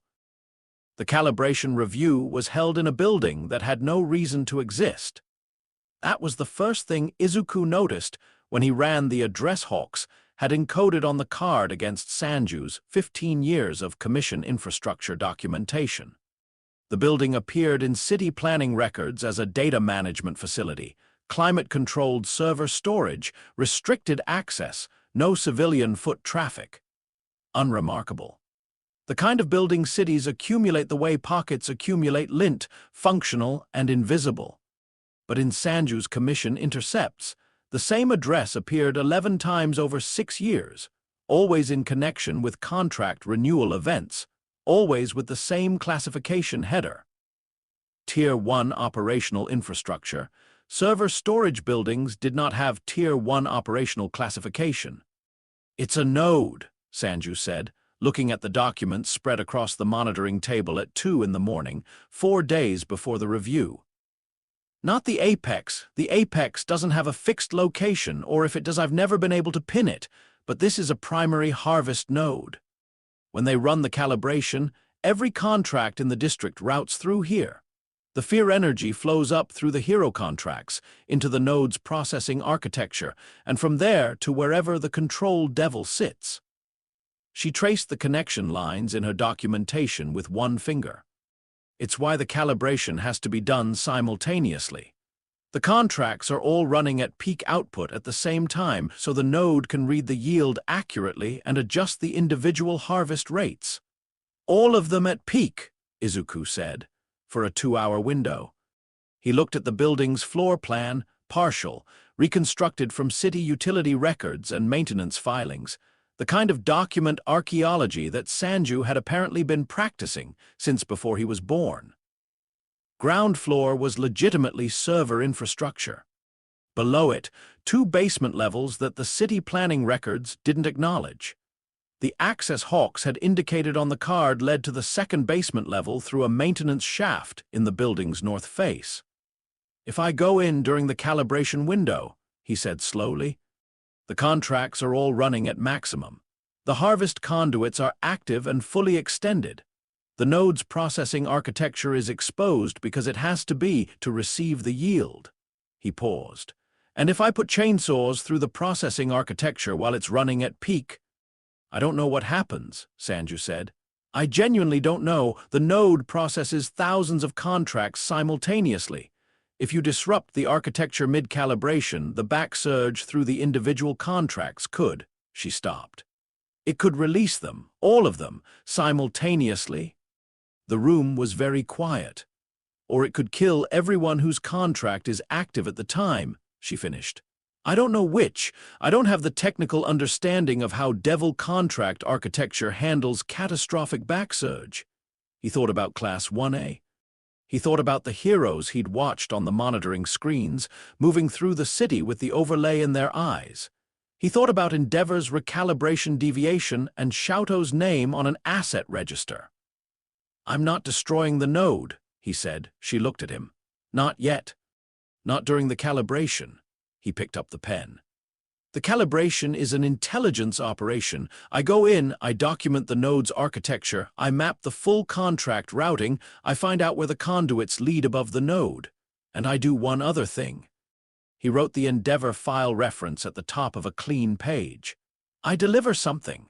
She looked at what he'd written. "To Endeavor. During peak calibration load, the Inferno Devil's deviation will be at its most visible. The recalibration they ran 6 years ago will be under maximum stress." If there was ever a moment where the adjustment could break, you want to show him the documents, she said. During the calibration, when the contract adjustment is at maximum strain, yes. And if it doesn't work, if the adjustment holds, he was quiet for a moment. Then I learned that it holds under maximum load, he said, and I adjust the plan accordingly. She looked at him for a long time with the expression of someone evaluating whether this was intelligent strategy or the specific kind of hope that got people killed. You believed in him, she said. In your world. I believed in what he was trying to become, Izuku said carefully. I don't know if that's in there, but Hawks said the deviation was still running, which means something is. He put the pen down. That's enough to try. Sanju made the sound that wasn't quite a laugh. Turned back to the documents. They worked until dawn. The first operation happened 2 days before the calibration review, and it was the smallest and most surgical thing he'd done since waking up in the dumpster. A regional licensing bureau branch, Commission Tier 3, the kind of administrative node that processed standard hero contract renewals and civilian FIR-report filings, the bureaucratic capillary of the larger system. It sat in a commercial district, ground floor of an office building, the kind of place that had a number instead of a name, and a sign that listed its function in the smallest font legally permissible. He'd identified it through Sanju's documentation as one of 14 regional nodes that fed into the primary calibration infrastructure. Not a harvest node, a routing node. It didn't process fear directly. It managed the contract paperwork, the renewal timelines, the administrative record that kept individual hero contracts legally binding under the Commission's framework. The difference between a routing node and a harvest node was the difference between the pipes and the pump. You could disrupt the pump by destroying the pipes. He went in at 3 in the morning through the maintenance access, which was not alarmed because maintenance access in administrative buildings was never alarmed because the people who designed security systems were always thinking about the front door. He spent 40 minutes in the document servers, physical servers, because the Commission kept its most sensitive contract records on air-gapped systems that couldn't be remotely accessed or remotely wiped. He copied everything onto a storage device Sanju had given him, which took 22 minutes and felt like 22 hours. Then he found the contract processing hardware. It was not impressive to look at. A rack of equipment in a climate-controlled room, running quietly, the lights on the front panels blinking in the steady rhythm of a system processing routine workload. The fear harvest conduit ran through it the way electricity runs through a wire, invisibly by design, the mechanism hidden inside the infrastructure. He could feel it, though, now that he knew to feel for it. The thing in his chest registered it as a low-grade pressure, the ambient sense of something being drained in a slow, continuous flow from a source it was connected to.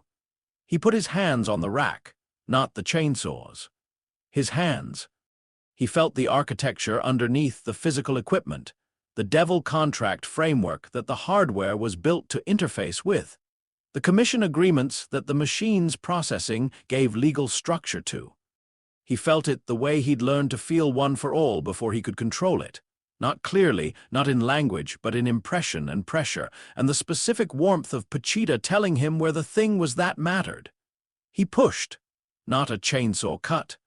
Something subtler, a disruption in the contract framework, a dislocation of the administrative binding that kept the routing function running.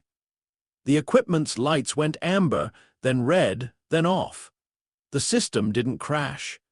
It suspended, mid-process, mid-routing, with 17 active contract renewals in its queue that were now going to sit in a digital waiting room, until someone noticed the node had gone offline, and sent a technician who would find hardware that looked intact and a contract framework that had simply stopped processing. Which would take, based on Sanju's documentation of Commission response timelines to Tier 3 anomalies, between 4 and 6 hours to diagnose, and between 24 and 48 hours to restore. Because the administrative framework for contract architecture restoration required sign-off from Tier 2 oversight, which required its own processing time. 24 to 48 hours of disrupted contract routing in this district. Not a wound, a bruise. But a bruise in a place the Commission hadn't been bruised before, in a way they hadn't expected, and the most valuable thing a bruise told you was where someone flinched. He went back out through the maintenance access and walked north in the pre-dawn dark, and the thing in his chest ran steady and warm. The second operation was more complicated and involved a broadcast. Sanju had maintained, in her 15 years of documentation work, a secondary technical infrastructure that she described with flat precision as things I built because I thought I might need them someday, and I needed something to do at 3 in the morning. Among these things was a signal injection system, hardware and software built over years of careful collection, that could, under the right conditions, piggyback on Commission-affiliated broadcast frequencies, and push a signal to any receiving infrastructure that Commission communications ran through, which was significant, because Commission communications ran through essentially all public broadcast infrastructure in the city.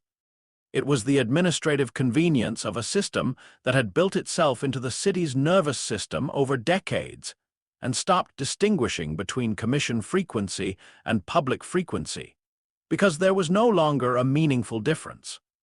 The day before the calibration review, at 7 in the evening, prime civilian broadcast hours, the news cycle running, screens in every home and restaurant and public space cycling through the evening's information package, Sanju's injection system pushed a signal. No video, no narration, no dramatic framing, just documents, the Commission's internal contract renewal records for the top 40 heroes in the district, the harvest audit reports showing quarterly fear yield numbers next to each hero's name, the administrative correspondence that described quirks as externally bonded fear consumption assets, the dependent registration records, the recalibration incident reports, 14 minutes of document display, scrolling at reading speed, with the Commission seal visible in the header of every page so there was no question of origin.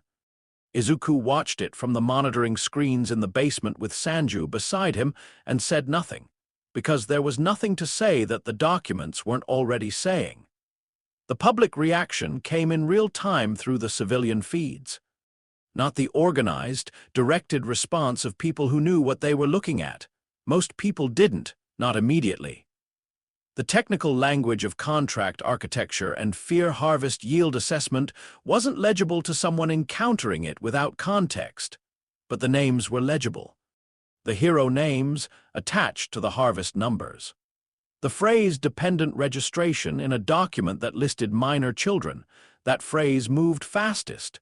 Within 40 minutes, civilian social feeds had it. Within 90, the Commission's own public communication infrastructure was running damage control. Statements about fabricated documentation, about unregistered anomaly actors, about the stability risk of misinformation during an ongoing security review. The statements were competent and immediate, the product of a system that had protocols for this, that had anticipated the possibility even if it hadn't anticipated the execution. But the documents were still out there. Screenshotted, copied, distributed across channels that the Commission's damage control couldn't reach inside 90 minutes. Seeds in ground that didn't know what to do with them yet.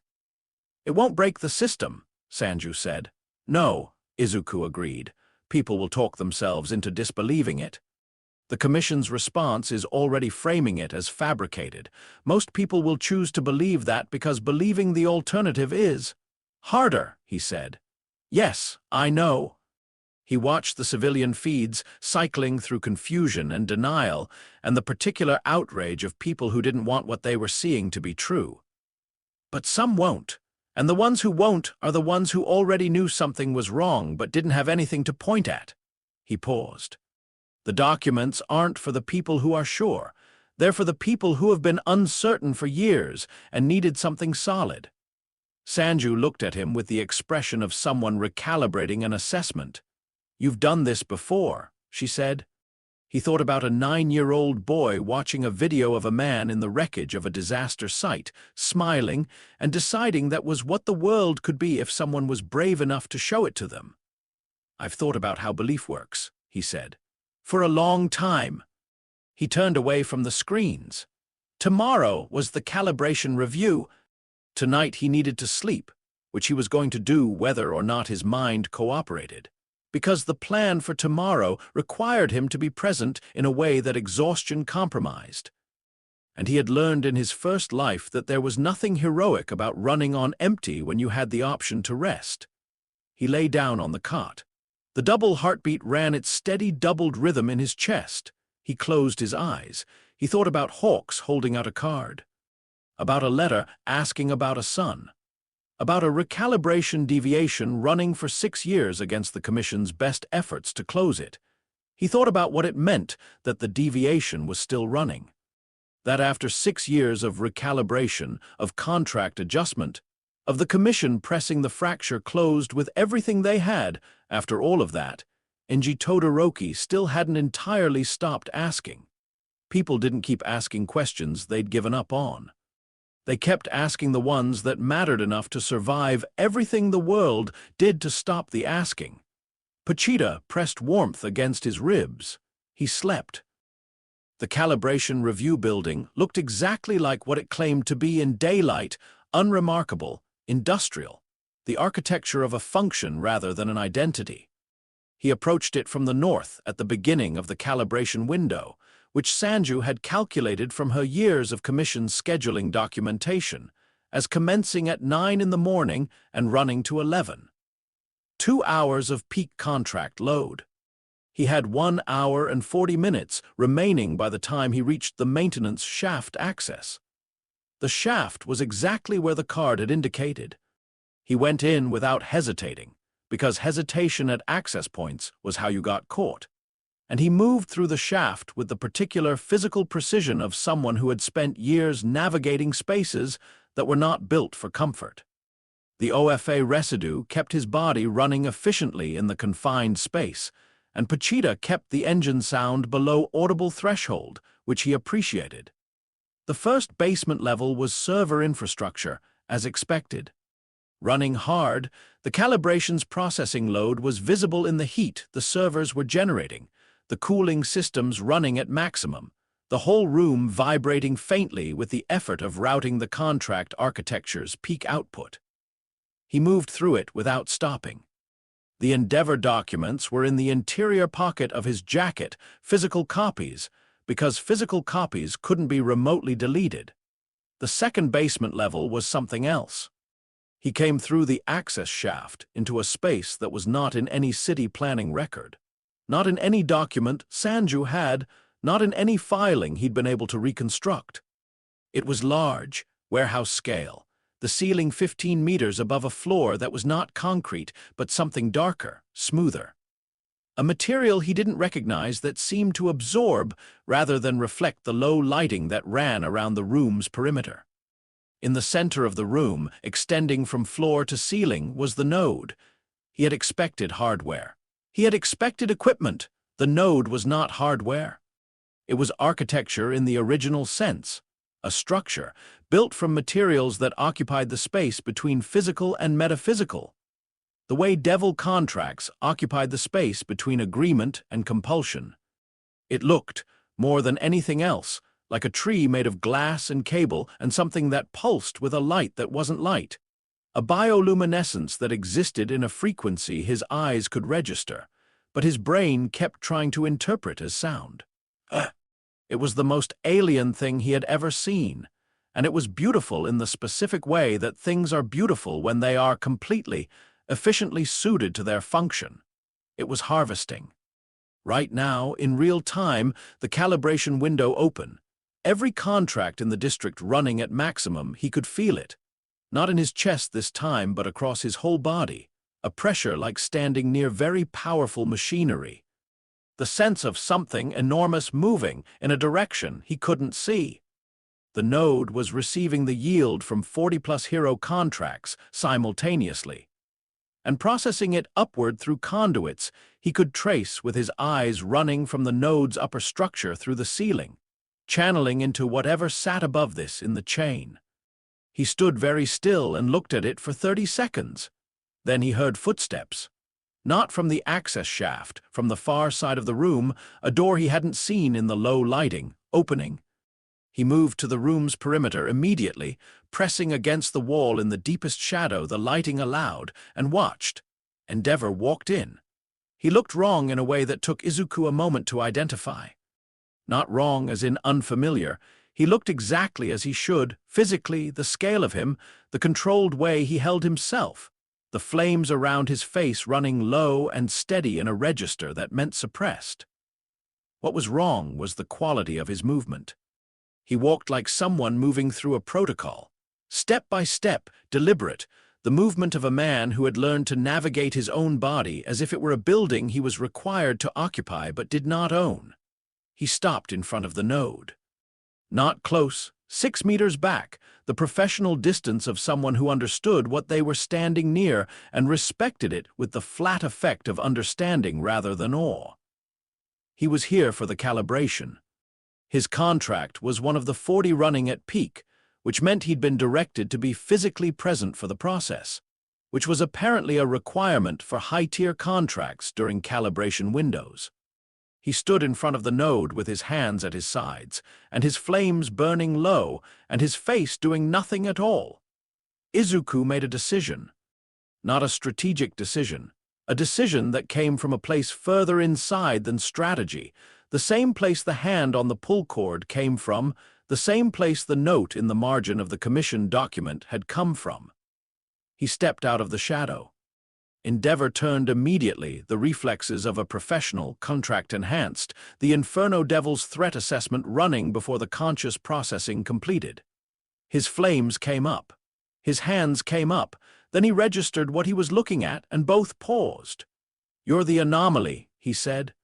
The voice was exactly as Izuku remembered it, controlled, low, carrying the residual character of someone who had learned to keep everything important out of his voice so that only the functional remained. "Yes," Izuku said. "You broadcast the documents last night." "Yes." Endeavor looked at him with the combined assessment of 30 years of professional combat experience and a devil contract that read threat like weather. "You're not commission-made," he said. "Your devil integration is different. The frequency is wrong." "I'm aware." Izuku reached into his jacket. He moved slowly, the way you move around someone whose threat response is active and calibrated, and took out the documents. Physical copies, folded once. He held them out. Endeavor did not take them. "What is that?" "Your son's name," Izuku said, "on a commission asset register. And the response to the inquiry you made 6 years ago, and the recalibration record from after they received it." He kept his arm extended, the documents at eye level. "I'm not here to fight you. I'm not here to ask for anything. I thought you should have the physical copies." The node behind Endeavor pulsed, the calibration running, peak load, every contract in the room vibrating at maximum output. The Inferno Devil's presence was visible in the heat distortion around Endeavor's shoulders, the calibration drawing the contract to full extension. And in the distortion, in the maximum load clarity of a contract running as hard as it could run, Izuku could see exactly what Hawks had described, the deviation. It wasn't subtle. Under peak calibration load, with the contract stretched to its maximum extension, the fracture was visible the way a crack in glass is visible when you hold it to light. A discontinuity in the Inferno Devil's integration, a place where the adjustment had not taken, where Enji Todoroki's will and the contract's overlay had never fully merged. 6 years of recalibration, and it was still there, running against the current, the one question that wouldn't close. The node pulsed again, harder. The calibration was demanding full yield. Endeavor's flames burned hotter. The Inferno Devil responding to the pull maximum output, the contract doing what it was designed to do. His hands were at his sides, and his face was doing nothing, and the documents were still in Izuku's outstretched hand between them. Then Endeavor's eyes moved. Down, to the papers. Izuku watched him read the top line, just the header, the document reference, the asset classification, the name. Secondary contract asset, Todoroki Shouto, registration status, active. The flames went out, not dimmed out. The Inferno Devil's presence vanished from the heat distortion around his shoulders as if a switch had been thrown. The deviation had not just opened. It had, under maximum calibration load, with the contract stretched to its absolute limit and the physical evidence of what they'd done to his son in front of his eyes, it had broken the adjustment entirely. The node behind him flared. Calibration interrupted. One of the 40 peak contracts suddenly going offline would register as a fault in the harvest architecture, the processing mathematics failing to account for the gap. Endeavor's hand came up and took the documents. He held them the way a person holds something that weighs more than it should. He did not read further. He didn't need to. The header was enough. It had always been enough. The letter he'd written 6 years ago had already told him what the answer was going to be. And the answer had come, and he had complied because the recalibration ran, and the Inferno Devil's adjustment closed the fracture, and life continued in the only shape it was allowed to take. Except the fracture had kept running, quietly, continuously, underneath everything, because some questions survive everything the world does to stop the asking. "I can't help you," Endeavor said. His voice was the same controlled register it had been since he walked in. But there was something in it now that hadn't been there, the quality of something that had stopped pretending to be absent. "Whatever you're planning, I can't be part of it. My contract." "I know," Izuku said. "Shouto is. I know." He kept his voice level because the moment required level. "I'm not asking you to be part of it. I'm asking you to look at what's in your hand and make one decision. Just one." The node behind them was running compensation algorithms, the calibration architecture adjusting for the gap in Endeavor's output, rerouting, the processing mathematics finding alternative channels. It would complete the calibration without him. The commission would flag the deviation. There would be another recalibration scheduled. There was always another recalibration. Endeavor looked at the document in his hand. Then he looked at the node. His expression was the specific controlled blankness of a man making a calculation that has already been made, and that he knows the answer to, and that he is going to let himself know the answer to one time before the architecture of his life closes back around it. He folded the document, put it inside his jacket. "I have a calibration report to file," he said. He walked toward the door he'd come in through. At the door, without turning, he said, "The node security architecture has a 17-second reset window after a contract deviation fault. During the reset, the processing conduits are exposed." A pause. "The conduits are the pipes. The node is the pump." Another pause. "I don't know what's in the pipes." He went through the door. Izuku stood in the room with the node pulsing, and the calibration running its compensation, and the engine in his chest running loud and clear. 17 seconds. He pulled the cord.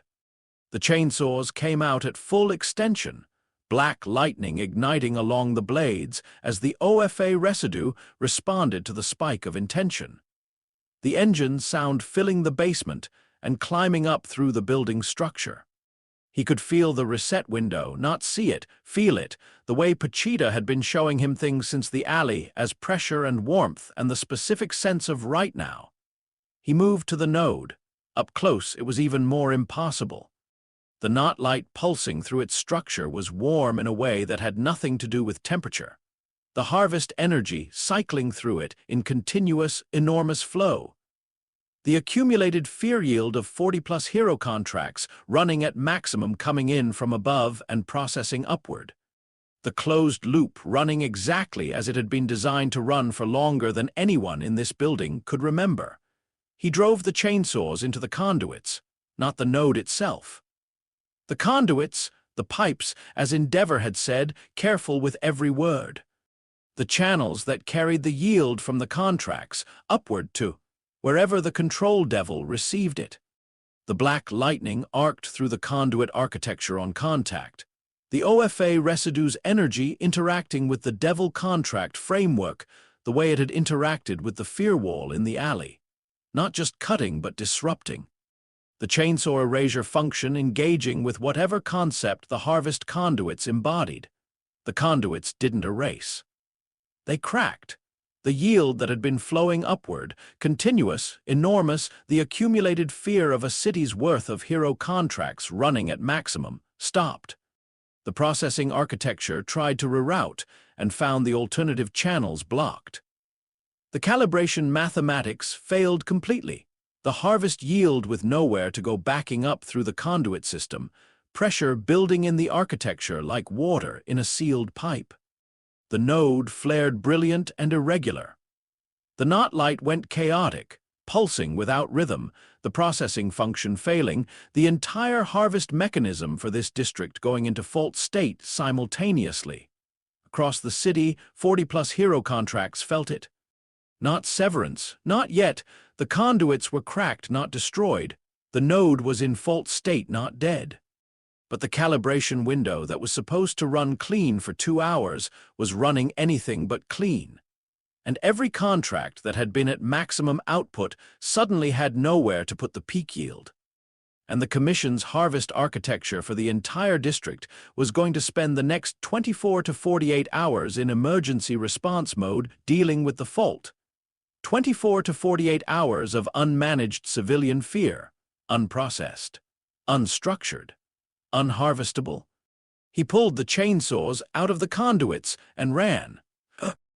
He came out of the maintenance shaft into daylight and walked north at a pace that was fast without being running, which was the correct pace for someone who needed distance without attention. And he was 6 blocks away when the building's ground floor lights went out and the Commission emergency response vehicles started converging. He kept walking.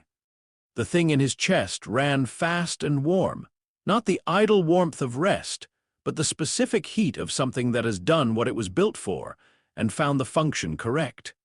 He pressed his hand against his sternum the way he always did and felt the double heartbeat, his and Pachita's, running together in the same rhythm for the first time since the alley, synced.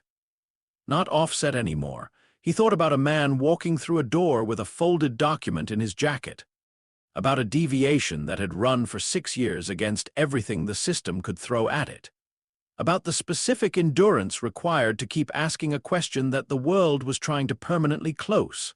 He thought, I don't know what he'll do, but he knows now that I know. And whatever he does next, he'll do it knowing that someone saw the fracture and thought it was worth showing him. That was enough. It had to be enough. The city moved around him, ordinary and damaged, the Commission's broadcast infrastructure already running damage control about a technical fault in the regional calibration system. Temporary disruption. Situation under control. No civilian impact. He reached Sanju's safe house and went in through the back. She was at the monitoring screens. She turned when he came in, read his face, turned back to the screens. The node's in fault state, she said. Yes. Commission emergency response is converging on the building. Yes. The calibration failed. A pause. 24 hours of disrupted harvest architecture in this district. 48, he said. Possibly more. The conduit damage is structural, not processing. They can't patch it with software. She was quiet for a moment. And Endeavor, he sat down. He was tired in the specific way of someone who has spent a great deal on something they're not sure worked, which was a familiar kind of tired. He took the documents, he said. He told me about the 17-second reset window. She turned from the screens fully, looked at him. That's not nothing, she said. No, he agreed. It's not nothing. He leaned back against the wall and closed his eyes and let the locked compartment open slightly, just enough to let some of what had been building in there since the alley breathe for a moment. The grief of the first life and the strange shape of this one. The people who were and weren't the people he'd known. The thing in his chest that breathed when he breathed. The question he'd written in the margin of the commission document on the first morning. What were you paying for the smile? He still didn't have the full answer, but he had more of it than he'd had yesterday. And tomorrow he'd have more than today. And somewhere at the top of the chain, at the apex of the harvest architecture, at the point where the conduits led and the yield was received, something was going to notice that the pipes had been cracked. Let it notice. He was ready for it to notice. The commission found the safe house on the 5th day. Not through tracking. Izuku had been careful about movement patterns, careful about signal, careful about the specific tradecraft of someone who had learned from Sanju's 15 years of survival that the Commission's greatest asset was not its power but its patience. They found it the way bureaucracies find things, through the administrative record, a utility filing discrepancy in the building's maintenance history, flagged by the fault state response team cross-checking infrastructure records around the calibration building, which led to a secondary review of adjacent properties, which led to an anomaly in the basement-level power consumption that didn't match the building's registered purpose. 15 years of careful work, undone by an electricity meter. He had 40 seconds of warning, one of Sanju's external sensors, a simple motion trigger she'd installed in the service lane 3 years ago for exactly this possibility, and he used it the way he used every 40 seconds, which was completely. The secondary document cache went into the bag. The storage device with the node data went into his jacket. Sanju went out the north exit while he went through the monitoring room and took the hard drives from the commission feed taps, because leaving them meant leaving evidence of what she'd been able to access. And that information was more valuable to the commission than anything else in the building. He came out of the building's east face 30 seconds after the commission vehicles came in from the west, and he was 3 blocks north before he heard the door go. He didn't stop. He sent Sanju's emergency contact signal, a specific pattern on the civilian broadcast frequency that she'd told him meant "I'm out, I'm moving, use protocol 2, and he walked north in the morning light with the hard drives in his jacket and the engine in his chest running at a low, deliberate hum. And he thought about what came next. What came next was the problem he'd been building toward since the calibration, and hadn't had the information to solve until now. The node data on the storage device gave him the conduit routing architecture, the full map of how the harvest yield moved from the individual contracts through the regional nodes and upward to the commission's apex. He'd spent 4 days analyzing it with Sanju, running the routing logic against her documentation, building the picture piece by piece. The apex was not a building. That was the first conclusion, and it had restructured everything else. The control devil did not have a fixed physical location in the way that the harvest nodes did. It had a presence, a resonance in the contract architecture that was identifiable, that the conduits pointed toward the way compass needles pointed north, but the presence moved. Slowly, irregularly, the movement pattern of something ancient that had learned to be difficult to locate. The second conclusion. The Commission's human infrastructure was the fixed point. Whatever the control devil was, wherever it resided, the human bureaucracy that served it, the Tier 1 oversight, the bureau leadership, the administrative apparatus that managed the contracts and calibration and harvest reporting, that was locatable. That was physical. That existed in a building that had an address. He had the address. It was in the node data, encoded in the conduit routing headers the way a return address is encoded in a letter, the Commission's apex administrative facility, listed in the routing architecture as primary receipt, which was the bureaucratic language for the place where the yield arrived and was accounted for before being passed upward to the control devil's consumption. He had 4 days of node data analysis and 1 address, and no allies, and a commission that now knew approximately where he'd been operating for 2 weeks. He had Pachita. He had the documents. He thought about what Endeavor had said at the door. "I have a calibration report to file." Not a declaration. Not a promise. Just a statement of the next immediate action, delivered in the controlled voice of a man who had one thing he could still choose and was choosing it without asking anyone's permission to do so. He thought about the deviation. Running for 6 years. Surviving everything. He turned east and walked toward the part of the city where the Commission's apex administrative facility was located, because the 40 seconds of warning had not been 40 seconds to run. It had been 40 seconds to decide, and he had decided before he was out the door. And the decision was that the plan that made sense from a safe house was the same plan that made sense without one. The difference was that now he was doing it without a net. The Commission's apex administrative facility occupied the top 4 floors of a civic building that also housed 3 government ministries, a public records office, and a cafeteria that the node data suggested was used exclusively by Commission staff.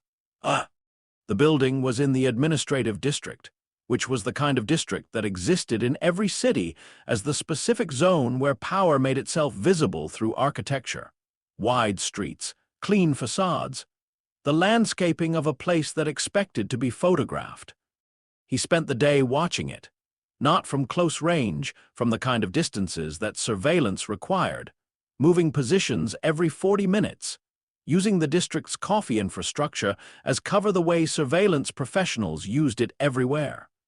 The Commission's security presence around the building was visible once you knew what it looked like, which was less like protection and more like ambient control, plainclothes assets at transit points, a vehicle rotation that covered the approach angles, the specific way foot traffic near the building moved with slightly more deliberation than foot traffic everywhere else, the unconscious behavioral adjustment of people who knew they were in a monitored space.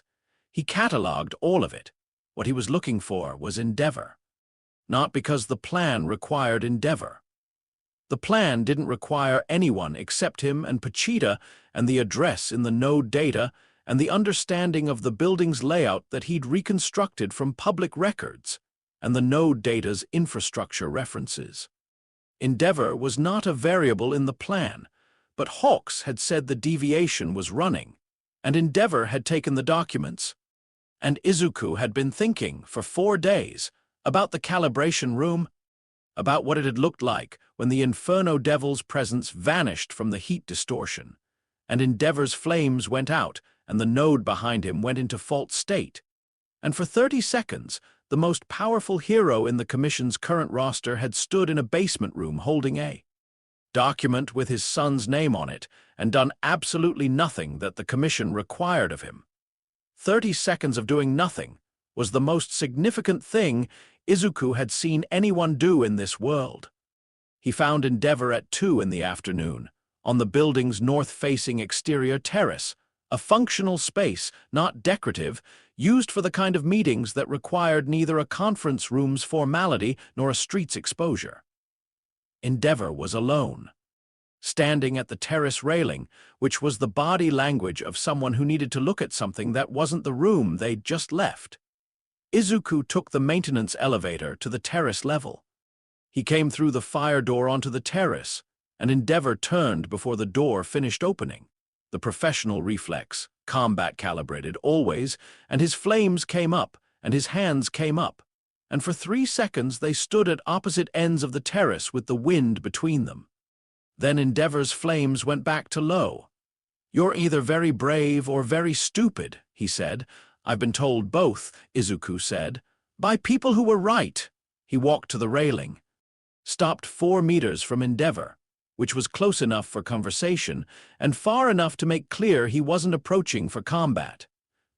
Below them, the administrative district moved in its deliberate way, the streets wide and the foot traffic controlled, and the Commission's ambient presence running through all of it like a current in water. "You filed the calibration report," Izuku said. "Yes. What did you put in it?" Endeavor was quiet for a moment. The flames around his face ran steady and low, not the suppressed register of someone containing something, but the baseline of someone who has stopped performing containment because there's no audience left that it matters to. "Contract deviation during peak load," he said, "attributed to fault interference from the node disruption." A pause, "which is technically accurate. The Commission will recalibrate. They'll try." He looked at the street below. "They've tried 6 times, the 7th will be more aggressive. They'll use a different adjustment protocol." He said it with the flat effect of someone reading from a document they've read before. It will probably work better than the previous 6, but it won't fully close it. I don't know that. You've kept the document? The pause that followed was the length of a decision being confirmed rather than made. Yes, he said. Izuku looked at him. The man beside him was enormous in the physical sense, and smaller in some other sense than he'd expected. Not diminished, not broken, but worn in the specific way of something that has been under sustained load for a very long time and has not collapsed, but has been shaped by the pressure in ways that can't be reversed. The Inferno Devil's fear concept was inadequacy and failure. He had been living inside a contract built on his deepest wound for 20-plus years. He was still asking about his son. "Tomorrow night," Izuku said. "The Apex facility, primary receipt level, top floor." He kept his voice level, stating information rather than asking anything. "I'm going in. I have the access routing from the node data, the conduit architecture map. I know where the harvest yield arrives, and I know what the Commission's administrative apparatus looks like from the inside." He looked at the building across the street. "I'm not asking for help. I know what your contract position is. I know what the recalibration means for your operational compliance." "Then why are you telling me?" "Because Shoto's registration is processed through the primary receipt level," he said. "The dependent contract records are administered from the Apex facility. If I go in and I do what I'm going in to do, one of the outcomes is that the administrative architecture for dependent registration becomes unavailable." He paused. "I thought you should know the timing." Endeavor looked at him for a long time with the expression of someone doing very precise internal mathematics. "You're not asking me to do anything," he said. "No, you're informing me of a timeline." "Yes." Another long silence. Below them, the district moved. A commission vehicle made its rotation. 2 plainclothes assets changed positions with the smooth indirection of people who'd done it many times. "The primary receipt level has a secondary security architecture that isn't in the node data," Endeavor said. "Contract-based. The Commission runs 3 Tier 1 oversight personnel during overnight hours who have active high-tier contracts.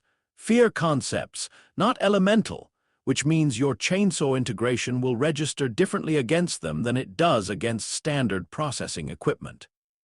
He looked at the street. "The oversight personnel cycle at midnight. There's a 14-minute window during the cycle change where the secondary security architecture is at minimum load." He turned from the railing. "I have a compliance assessment at 9 tomorrow morning," he said. "I need to be available for it." He went through the fire door without looking back. Izuku stood at the railing in the afternoon wind and looked at the Apex facility across the wide street, and felt the engine in his chest running at a frequency that Pochita had never run it at before. Not the warmth of rest, not the sharpness of threat response, but something between them. The specific register of something that has been alone for a long time, recognizing that it is, at this moment, slightly less alone. He didn't name it. He pressed his hand against his sternum and felt it pulse, and that was enough. He spent the night on a rooftop 3 blocks from the Apex facility, in the specific way that a person spends a night before something that cannot be undone. Not sleeping, not fully, but the half-rest of someone whose body knows better than to run fully down before it's needed. The hard drives were secured. The documents were in his jacket. The storage device was in his inside pocket. He thought about the plan. He had stopped calling it a plan 2 days ago and started calling it a sequence, because plans implied contingency architecture that he didn't have. He didn't have backup personnel. He didn't have extraction logistics. He didn't have the kind of support infrastructure that UA had trained him to expect, and that this world's version of his situation did not provide. What he had was a sequence.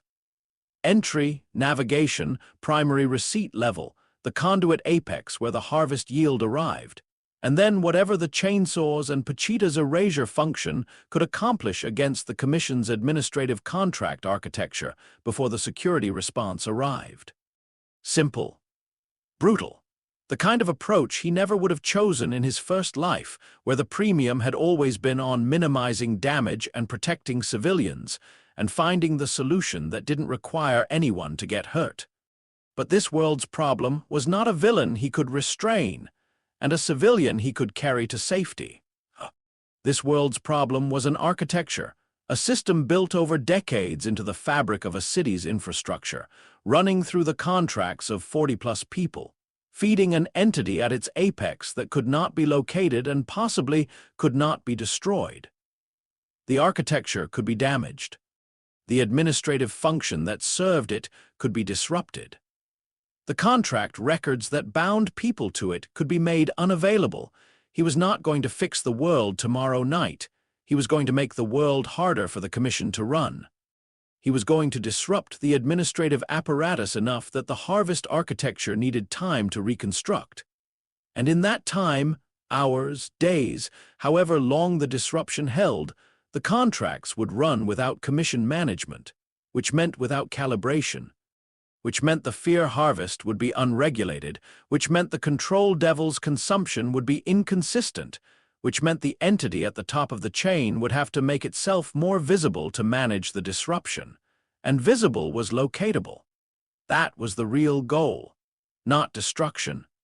Not liberation, not yet, not from a single operation without allies.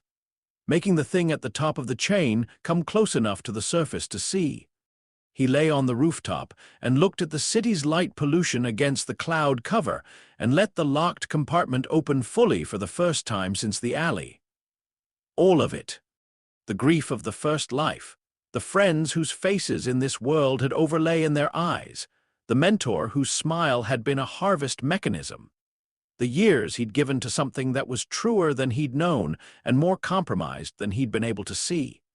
The strangeness of being in a body that wasn't entirely his, of sharing a heartbeat with something ancient that breathed when he breathed and pressed warmth against his ribs when he was afraid and revved like an engine when he was ready. The loneliness of being the only person in the world who was exactly what he was. Pachita's warmth came, steady and deliberate, not comfort exactly, company. The specific quality of not being alone even in the places that were too interior for anyone else to reach. He pressed his hand flat against his sternum and felt the double heartbeat running together, synced the way it had been since the calibration. "Okay," he said to the cloud cover, to the city, to the thing inside him that had chosen him the way he had chosen everything, completely without reservation, with full knowledge of the cost. "Tomorrow," Pachita hummed. He closed his eyes and let the half-rest take him. The 14-minute cycle window began at 12:14 in the morning, which meant he went in at 12:16 to give the outgoing oversight personnel time to clear their post, and the incoming personnel time to not yet be fully established. The 2-minute buffer was the kind of detail that the difference between a plan and a sequence came down to.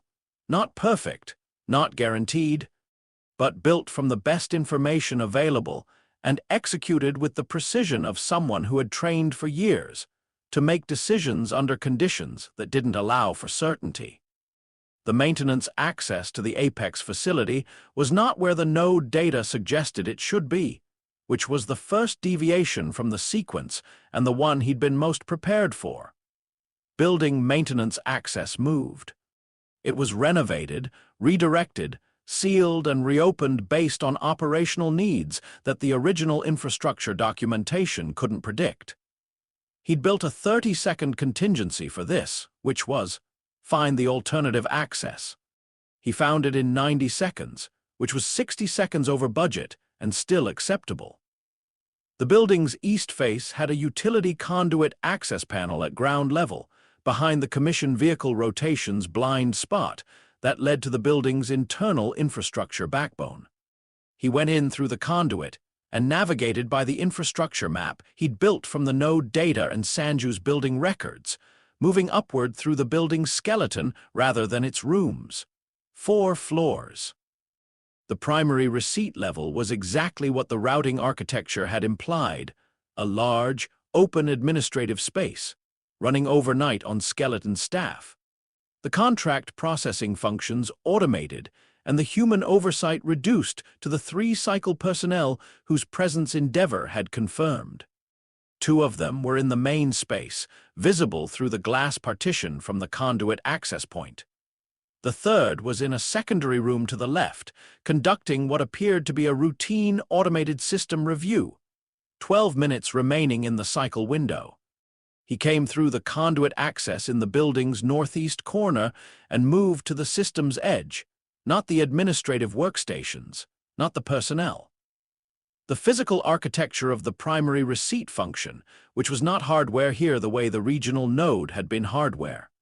It was documentation, thousands of physical contract records, floor-to-ceiling filing systems along 3 walls of the main space, the Commission's administrative backbone, the actual binding agreements, the physical record of every contract renewal and calibration and harvest audit and dependent registration that the system had processed.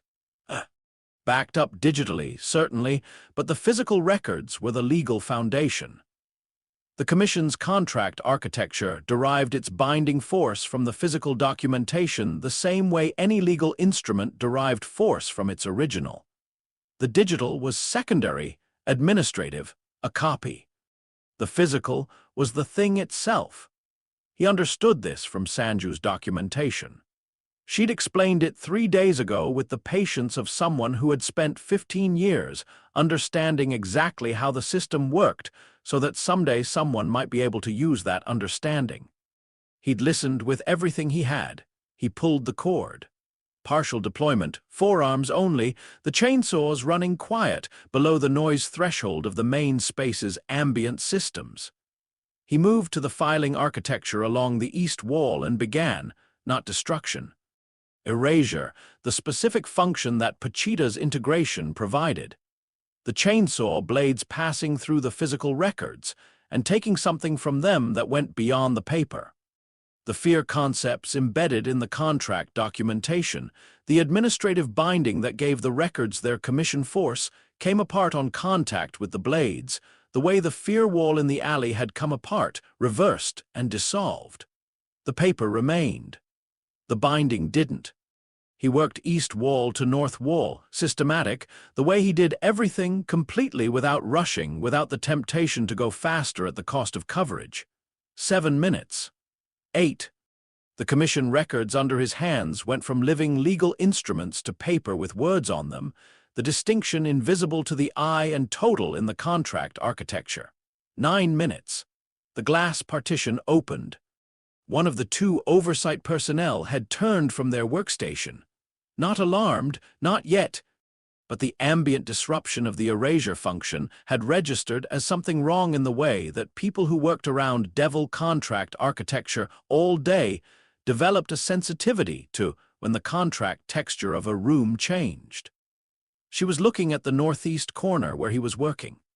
He had 3 options. He chose the one that didn't involve the chainsaws because the other 2 would make noise. He stopped moving. People looking for something specific miss things that don't fit the pattern they're looking for. She was looking for a system fault, a processing error, the specific disruption signature of a contract architecture under anomalous load. She was not looking for a person standing very still between 2 filing units in the building's northeast corner, because people were not in the list of things her training had prepared her to find at 12:26 in the morning in a secured administrative space. She looked at the northeast corner for 11 seconds, then she looked at her equipment. Ran a diagnostic. The diagnostic returned normal. The erasure function didn't register on commission monitoring as a fault because it wasn't a fault in the system. It was an absence in the system, and absences were invisible to sensors calibrated to detect anomalous presence. She went back to her workstation. He worked for 3 more minutes. North wall to west wall, the erasure running clean. Pachita's function precise in a way that felt like craftsmanship. Not violence, not destruction, but the very specific act of removing something that had been used to bind people without their full understanding of what they were agreeing to. 12 minutes in. He was at the dependent registration section of the west wall filing when he found it. Not all of them. The dependent registrations were a fraction of the total administrative volume, filed in a subsection that the routing headers had identified, but that he hadn't known the physical location of until now. He found it because the erasure function felt different here, heavier, the binding in these records carrying a specific quality that the general contract records didn't have. The fear concept embedded in dependent registration was not the same as the fear concept in standard hero contracts. It was smaller, more personal. The fear of a child who doesn't know they've agreed to something. He stopped. He stood at the west wall, filing with his forearm chainsaws, running quiet, and the erasure function engaged, and the weight of what these records represented settling onto him with the specific gravity of something that had been abstract until it was in front of him.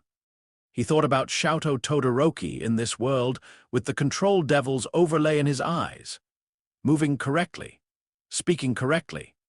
The something wrong behind the eyes that Izuku had seen in the footage, Sanju had, the same thing he'd seen in Uraraka's footage, in Ida's, in all of them. The overlay of a contract that had been registered before they were old enough to understand what was being taken. He thought about Enji Todoroki standing in a calibration room holding a document with his son's name on it. He erased the dependent registration section completely. Every record. Every binding. Whatever the administrative mechanism was that kept Shoto Todoroki and every other dependent registrant connected to the Commission's harvest architecture. He ran the chainsaw blades through every physical document in the subsection until what remained was paper and nothing else. 14 minutes. The cycle change was completing. He needed to be out of the primary receipt level before the incoming oversight personnel established their posts and ran their startup diagnostics, which would catch the erasure even if the previous diagnostics hadn't. He went back to the conduit access in the northeast corner and went in and moved downward through the building's skeleton the way he'd come up. 4 floors. The conduit system carrying him back to the ground level and the utility panel on the east face. He came out into the alley. He closed the panel, stood in the dark. The engine in his chest ran loud and present, not idling, running the way it ran when the function was complete, when the machine had done what the machine was built for. He pressed his hand against his sternum and felt the double heartbeat, fast from the operational load, beginning to slow. He looked at the Apex facilities, upper floors through the alley's narrow sky slice.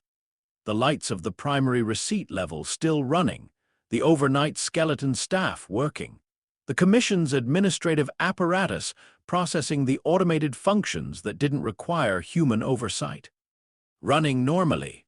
Looking normal, the records on the west wall's dependent registration section were paper.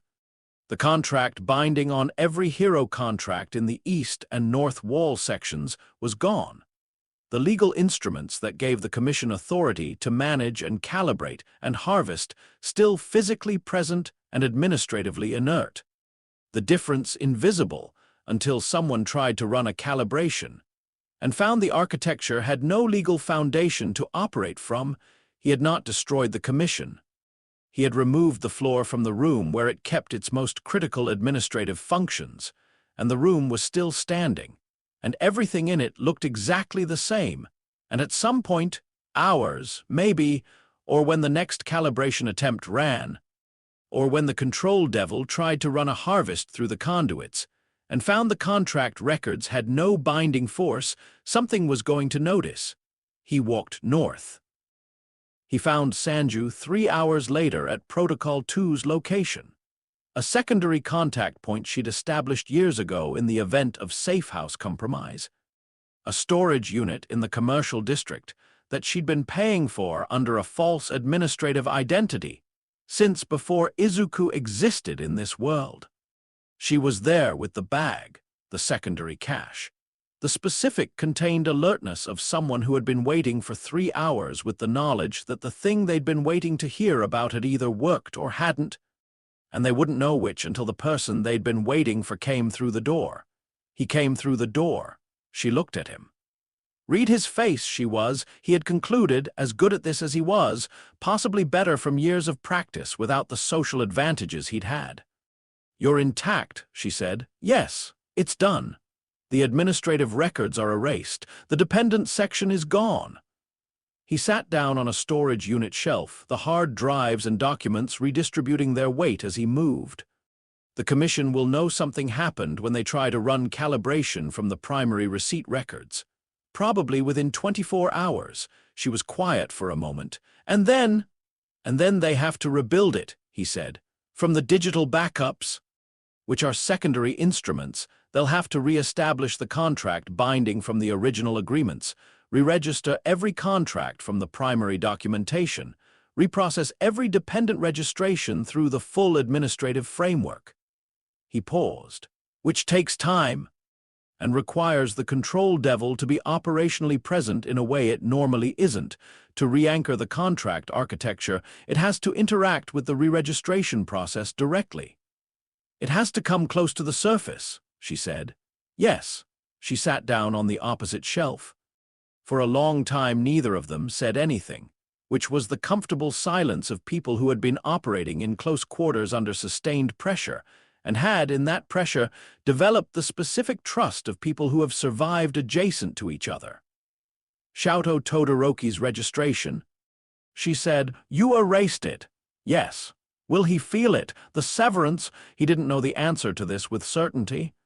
He knew what the contract architecture implied, that severance of a dependent registration should, if the binding had been continuous and developmental, register as a change in the experiential texture of the contract. A lightening. An absence where something had been pressing. Whether Shouto in this world would recognize it as that, or whether the control devil's overlay would absorb it before it reached conscious experience, he didn't know. "I don't know," he said honestly, "but the record is gone. Whatever happens next for him administratively, the commission's legal basis for his registration is gone." She nodded, looked at the storage unit wall. "The control devil is going to respond to this," she said, "not a question." "Yes, and when it does, I need to be where I can see it," he said. "Whatever form its response takes, administrative, direct, through the heroes it controls, I need to be positioned to see it. Because the response is the information. The way it moves when it's disrupted tells me what it actually is." She looked at him with the expression that had become familiar over 2 weeks, the recalibration look, the look of someone updating their assessment of what they were working with. "You're not trying to destroy it," she said. "Not yet.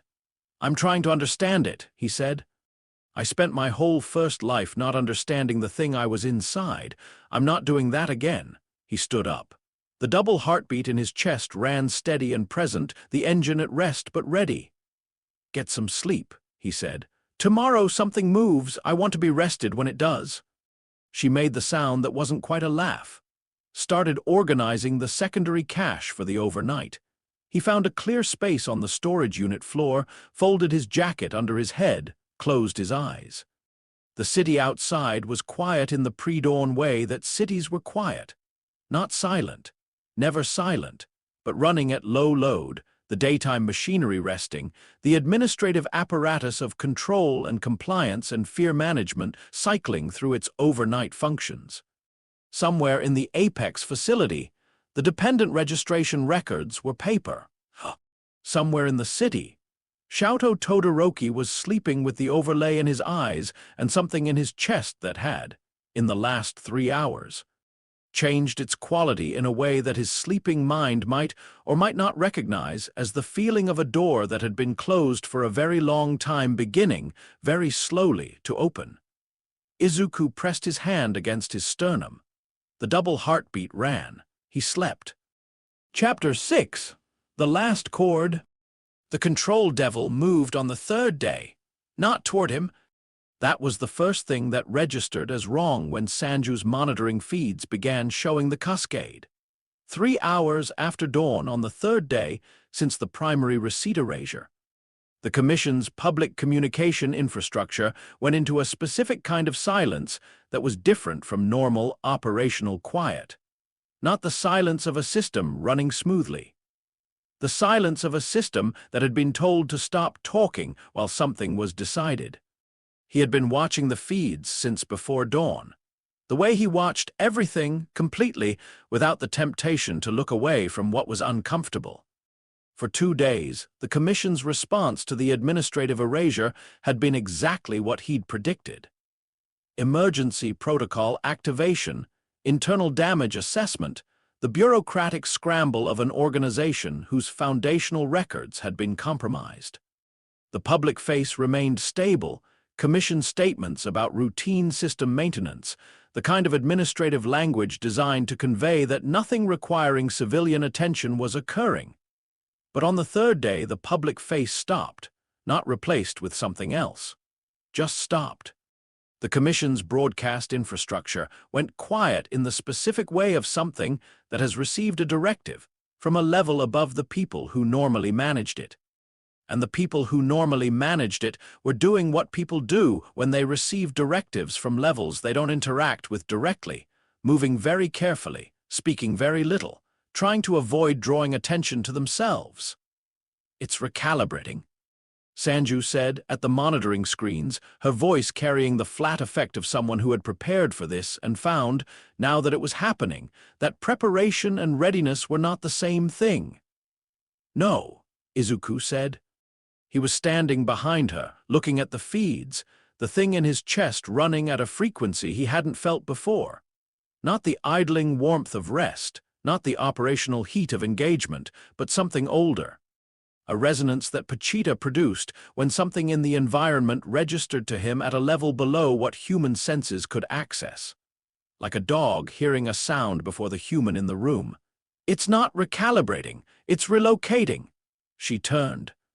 "The control devil is moving the administrative architecture," he said. "Not rebuilding the primary receipt records, bypassing them, running the contract management through a different channel." He watched the feeds, processing the pattern of what was going quiet and in what sequence. "Which means the Apex facility is no longer the fixed point, which means everything I mapped from the node data is..." "Wrong," she said. "Changed," he corrected. "Not wrong. The conduit routing still exists, the harvest architecture is still the same underneath. But the administrative apex has moved, which means the control devil's operational presence has moved with it.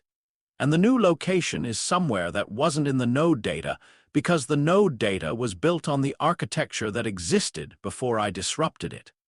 The monitoring feeds showed, across the city's commission-adjacent infrastructure, a pattern of activity that was not emergency response and not normal operation. Something between. The movement of a system reorganizing around a new configuration, the pieces finding their new positions, the administrative apparatus rebuilding itself around a center of gravity that had shifted. He watched the pattern. He had learned in his first life to read battle patterns the way other people read text. Not word by word, but in gestalt, the whole shape of a conflict visible in the movement of its parts. He had spent thousands of hours analyzing hero combat footage, villain strategies, the tactical logic of how entities behaved when under pressure. The Commission's current movement had a pattern, and the pattern was not random, and the pattern pointed. He picked up the pen, drew the city's district grid from memory on the back of a storage manifest, marked the points of activity from the feeds, the nodes that had gone quiet, the infrastructure junctions where Commission vehicle activity had increased, the buildings where the ambient presence of contract architecture had, per Pachita's pressure sense that he'd been developing into something like a navigational instrument, shifted in quality over the last 3 days. The points formed an orientation. He stared at it. "Yua," he said. Sanju looked at the grid. "The academy was decommissioned 4 years ago," she said, after the Commission restructured hero training into the licensing bureau system. "The building is condemned. It's been sitting empty since." "It's not empty," he said. He looked at Pachita's frequency in his chest, the specific resonance that had started 3 hours ago and had been building since. The way pressure builds before a storm.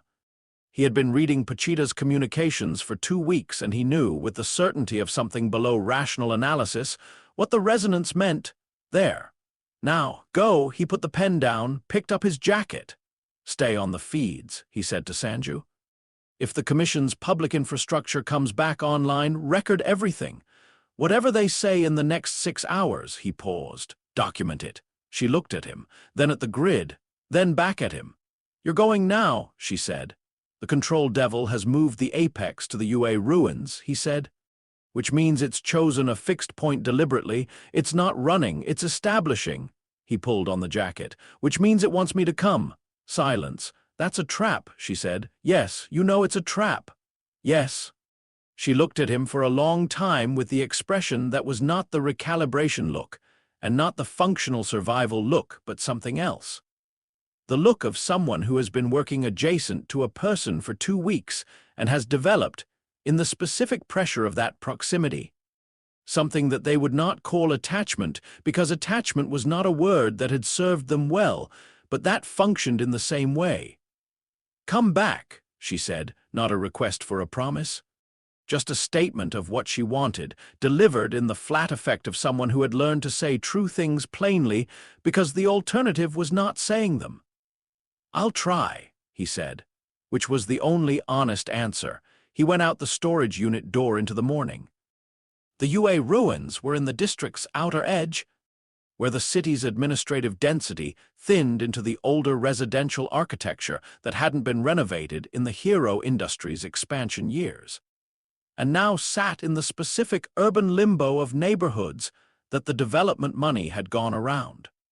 The Academy building was visible from 3 blocks out, not dramatically ruined, not collapsed, but wearing the specific deterioration of a structure that had been maintained and then not. The facade intact, but the grounds overgrown. The entrance gates secured with commission seals that had been there long enough to weather and fade. He stopped 1 block out, looked at it. The building was active in every way that wasn't visible. He could feel it, not the ambient pressure of the city's background contract architecture, but something much more concentrated. A specific density of presence centered on the building that Pachita registered as pressure behind his eyes and heat along his forearms, and a resonance in his chest that ran deeper than the double heartbeat. Something below it, the frequency of something ancient recognizing something else ancient. The control devil was in there, not a commission administrator, not a high-tier contract holder. The entity itself, the apex of the harvest architecture, the thing that sat at the top of every contract chain in this city and had been doing so for longer than the commission had existed in its current form. It had chosen the ruins of a hero academy. He thought about that for a moment, the specific selection, what it communicated. Not accident, not convenience, a message. We are meeting in the place where heroes were made, which is now rubble, which has been rubble for 4 years. Which will continue to be rubble because the function it served has been absorbed into an architecture. I control more completely than any academy ever controlled the people who passed through it. He thought. Or it chose the location because it knew he would read it that way, and the message it was actually sending was that it understood how he thought. Both could be true. He walked to the gate. The commission's seal on the gate was fresh. Applied within the last 48 hours. Which meant the control devil had arranged for administrative access to a condemned building, which meant it had the commission's human infrastructure moving on its behalf, even in its current disrupted state, which told him something about the depth of the administrative integration. He pulled the cord. The chainsaws came out at full extension, black lightning on the blades immediately, the OFA residue responding to Pachita's resonance. The 2 systems syncing the way they'd first synced in the calibration building. The combined output producing the specific frequency that Hawks had called something outside his existing classification system. He drove the chainsaws through the gate seal and pushed through. The grounds were as overgrown as they'd looked from outside. The path to the main entrance was buried under 4 years of unchecked growth, which he moved through without slowing. The chainsaws clearing a path that he would have found satisfying in a different context. The building's main entrance doors were sealed with the same commission hardware as the gate. He went through those too, inside. Dark. The building's power had been cut at decommissioning and not restored.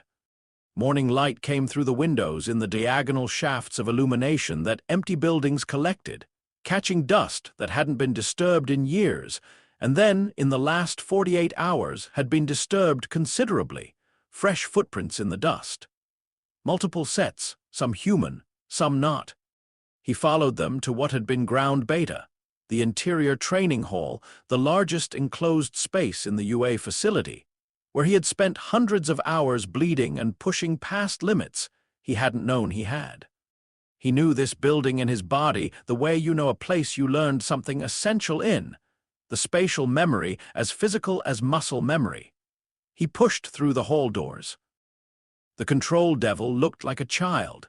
He had known this from the story Bible he'd built in his head, the logical choice, the precision predator's understanding of what produced maximum psychological disruption in the humans it encountered. Small. Still. Standing in the center of what had been ground beta's main floor, in the dust and broken training equipment, and the specific quality of light that condemned buildings held in their high windows. Wearing the form of a child approximately 8 years old with dark hair and an expression of complete and patient attention around the room. Every remaining contracted hero in the district. Not the full 40, some had been disrupted in the calibration fault, some had fled in the administrative chaos of the last 3 days. But enough. 12 heroes in full contract activation, their fear harvest conduits running at what he could feel was maximum sustainable output, the fear energy cycling through them into the control devil's presence in the room's center. The overlay in their eyes was not subtle here, not the translated lag quality he'd seen in the footage. Here it was visible, total, the control devil's contract running through them at full depth. He scanned the 12 faces, did not find Endeavor among them, filed this. He did find Uraraka, Ida, Takoyami, the same 3 he'd encountered weeks ago, and others, faces he'd known from footage, from Sanju's documentation, from the feeds.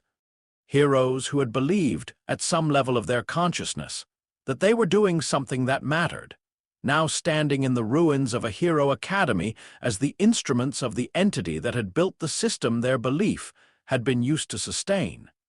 He looked at the control devil. It looked back at him with the absolute attention of something that had not been surprised in a very long time. Izuku Midoriya, it said. The voice was a child's voice and was not a child's voice, the register correct, the cadence wrong, the specific wrongness of something very old using a form it understood perfectly as a tool. The residue bearer, the chainsaw's host. It tilted its head. I've been curious about you since the alley. I know, he said, you've been thorough, it said. The node disruption, the broadcast, the primary receipt erasure. It looked at him with the expression of someone appraising work they respect regardless of its purpose. You understand systems? You think in architecture. That's unusual in someone with your kind of power. The erasure function tends to produce individuals who solve problems by removing them rather than understanding them. I noticed, he said. I've been trying not to do that. Yes, it smiled. A child's smile, precise and empty. That's why you're interesting. Most chainsaw hosts I've encountered, and there have been others in other places, other iterations, they erase and move on. They don't build maps first. They don't read personnel files. They don't deliver documents to compromised contractors and wait to see if the fracture holds. The smile remained. You're trying to understand the architecture before you dismantle it. Yes. Why? He looked at it. The 12 contracted heroes around the room were still, not frozen, breathing present, but held in the stillness of instruments waiting to be used. The fear harvest cycling through them fed the entity in front of him in a continuous low flow. Not the peak calibration surge, but the baseline maintenance level, enough to keep the control devil's presence anchored in its current physical manifestation. Because the last time I trusted a system I didn't fully understand, he said. I gave everything I had to it, and it turned out the system was something different from what I'd been told it was. And I don't think the answer to that is to stop trying to understand things before I act on them. I think the answer is to understand better. The control devil looked at him with the patient attention of something evaluating the quality of an argument it had heard versions of before. "You know you can't erase me," it said. "Yes. The fear of powerlessness is not a concept the chainsaw devil can remove from human experience. It's foundational. It predates organized human civilization. It will exist as long as humans are mortal and aware." It said this without triumph, without threat, the flat statement of a fact that had been true long enough to stop being interesting. "I am not a devil in the conventional sense. I am what the fear of powerlessness becomes when it has existed long enough to achieve self-organization. You cannot cut me out of the world because I am not separate from the world. I am the world's understanding of its own vulnerability." "I know," Izuku said, "and yet you're here." "Yes," it studied him. The child's face doing something that was not quite curiosity and not quite anticipation. The expression of something that had been running the same system for so long that novelty registered as a sensation it had forgotten was possible. "The offer I made in your story Bible," it said, which was a strange thing for it to say, and told him something important about how thoroughly it understood his internal architecture.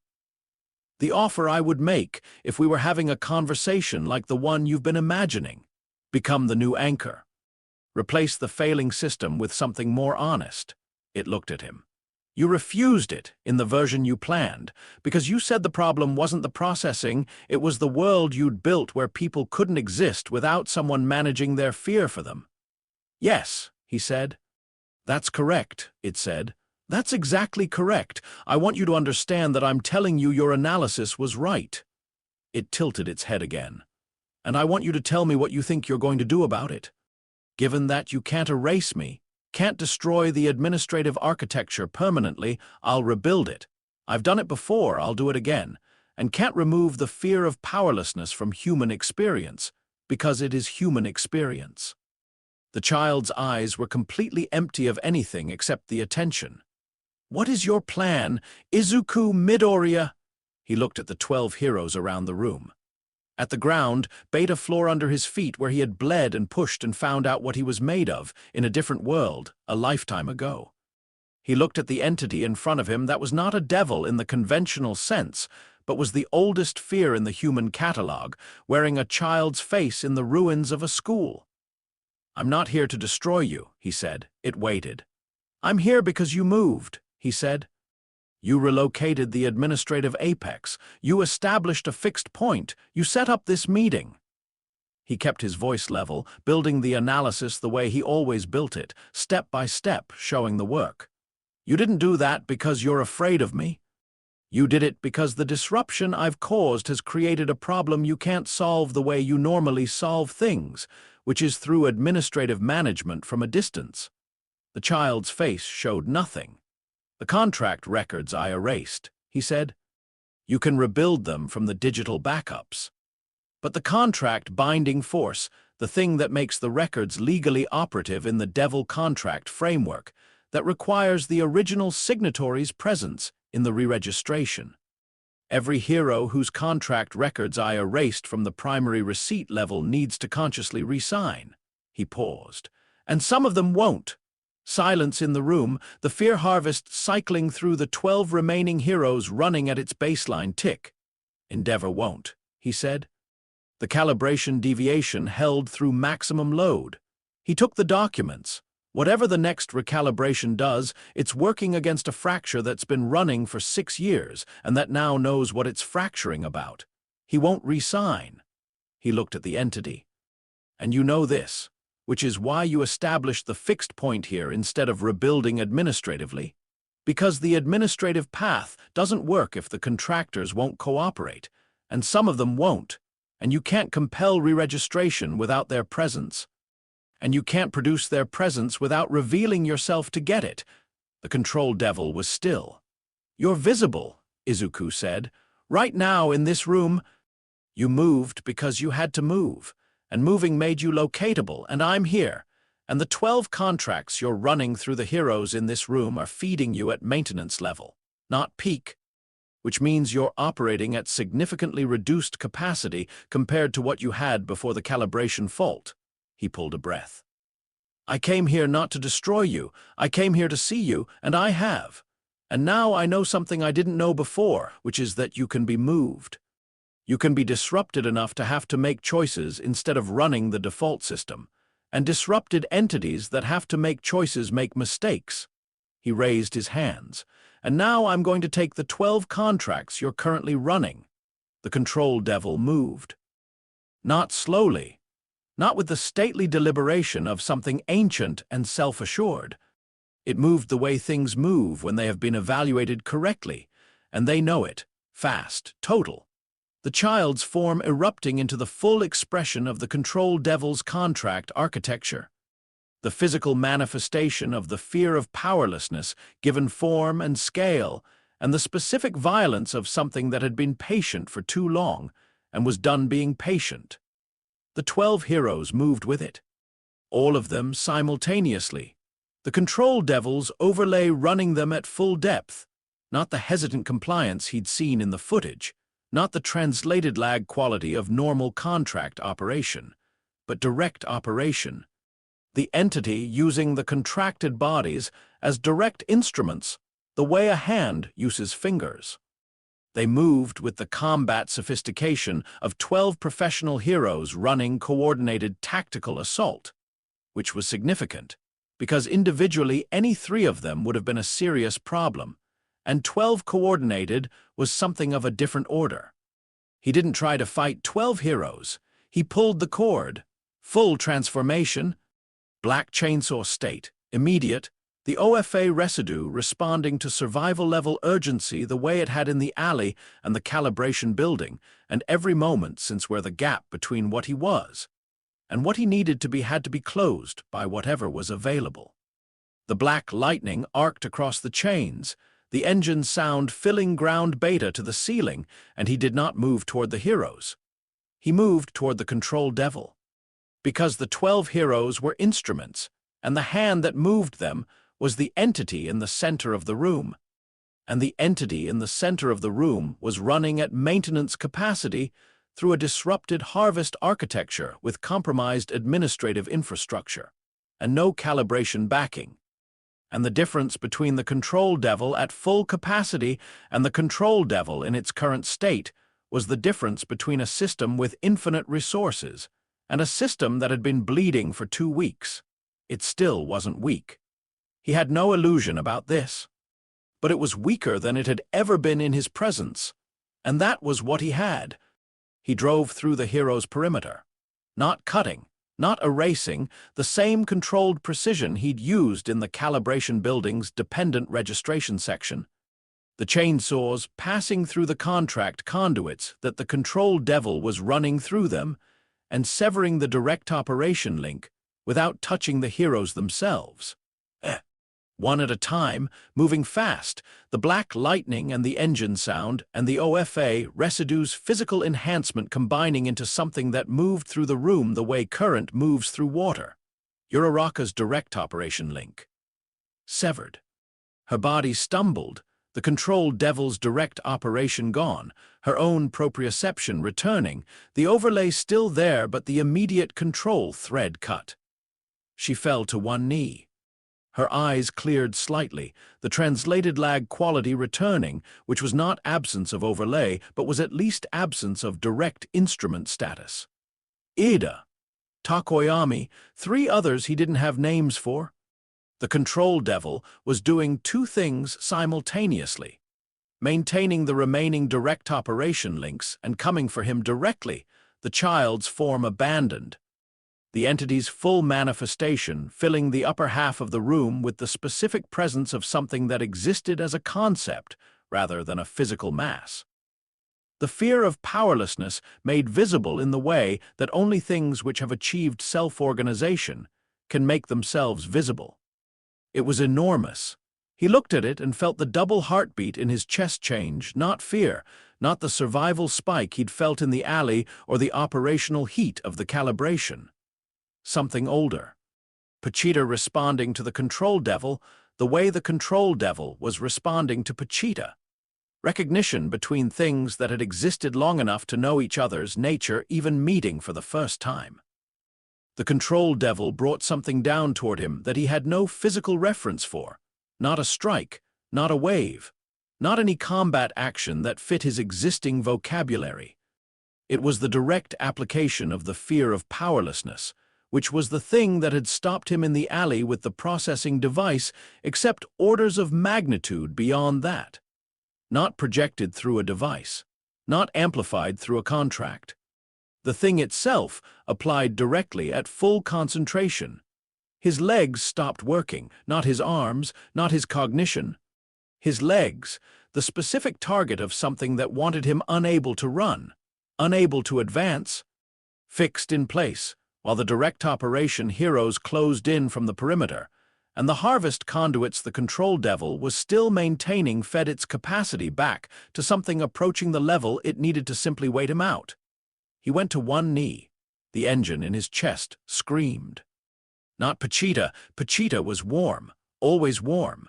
The warmth even now, even on one knee in the ruins of a school with the oldest fear in the human catalogue pressing down on him from above and 12 heroes closing in from every angle. Warm and present and absolutely unfractured. The engine screaming was his, the OFA residue pushed past the threshold it had been operating at, the black lightning on the chainsaws spiking to a brightness that bleached the room's shadows. The combined output of two power systems both running at their absolute ceiling, trying to push back against something that was not a power system, but a fundamental property of conscious existence. He pushed, not forward. Up.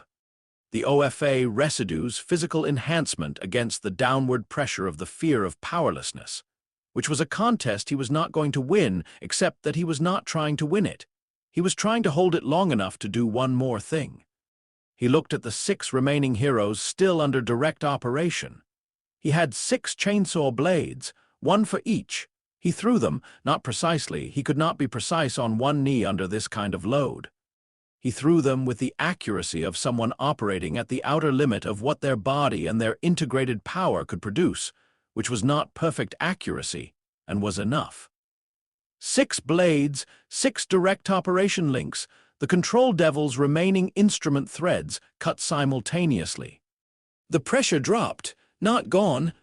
The control devil had not spent its capacity. It had simply lost its instruments, and losing its instruments meant it had to redirect the processing load it had been using to run them. And redirecting load meant a fraction of a second where the downward pressure was not at full application. He drove the chainsaw blades into the floor of ground beta and used them as anchors and stood up. The black lightning was running through the floor now, arcing into the concrete. The OFA residue fully extended in a way he'd never used it before. Not as enhancement, but as anchor, the power running outward through the blades into the material of the building itself. The building he knew in his body the way you know a place where you learned something essential. He looked at the control devil. It looked back at him. 18 heroes were on the floor around the room, direct operations severed, overlays intact but quiescent, not free, not liberated, but not instruments anymore at this moment in this room. "You can't erase me," the control devil said again. Its voice had changed, not afraid, not a thing like that, but something that registered the current situation accurately and was factoring it into its response. "No," he agreed. "You can't hold this," it said. "The OFA residue is finite, you're at ceiling. In 60 seconds you won't be able to maintain the anchor load and the chainsaw extension simultaneously, and when one of them drops—" "I know," he said. "Then what are you doing?" He looked around the room. At the 18 heroes on the floor. At the ruined training hall of a school he had loved, in a world where the school had been decommissioned, because the thing it trained people for had been revealed to be a harvest mechanism.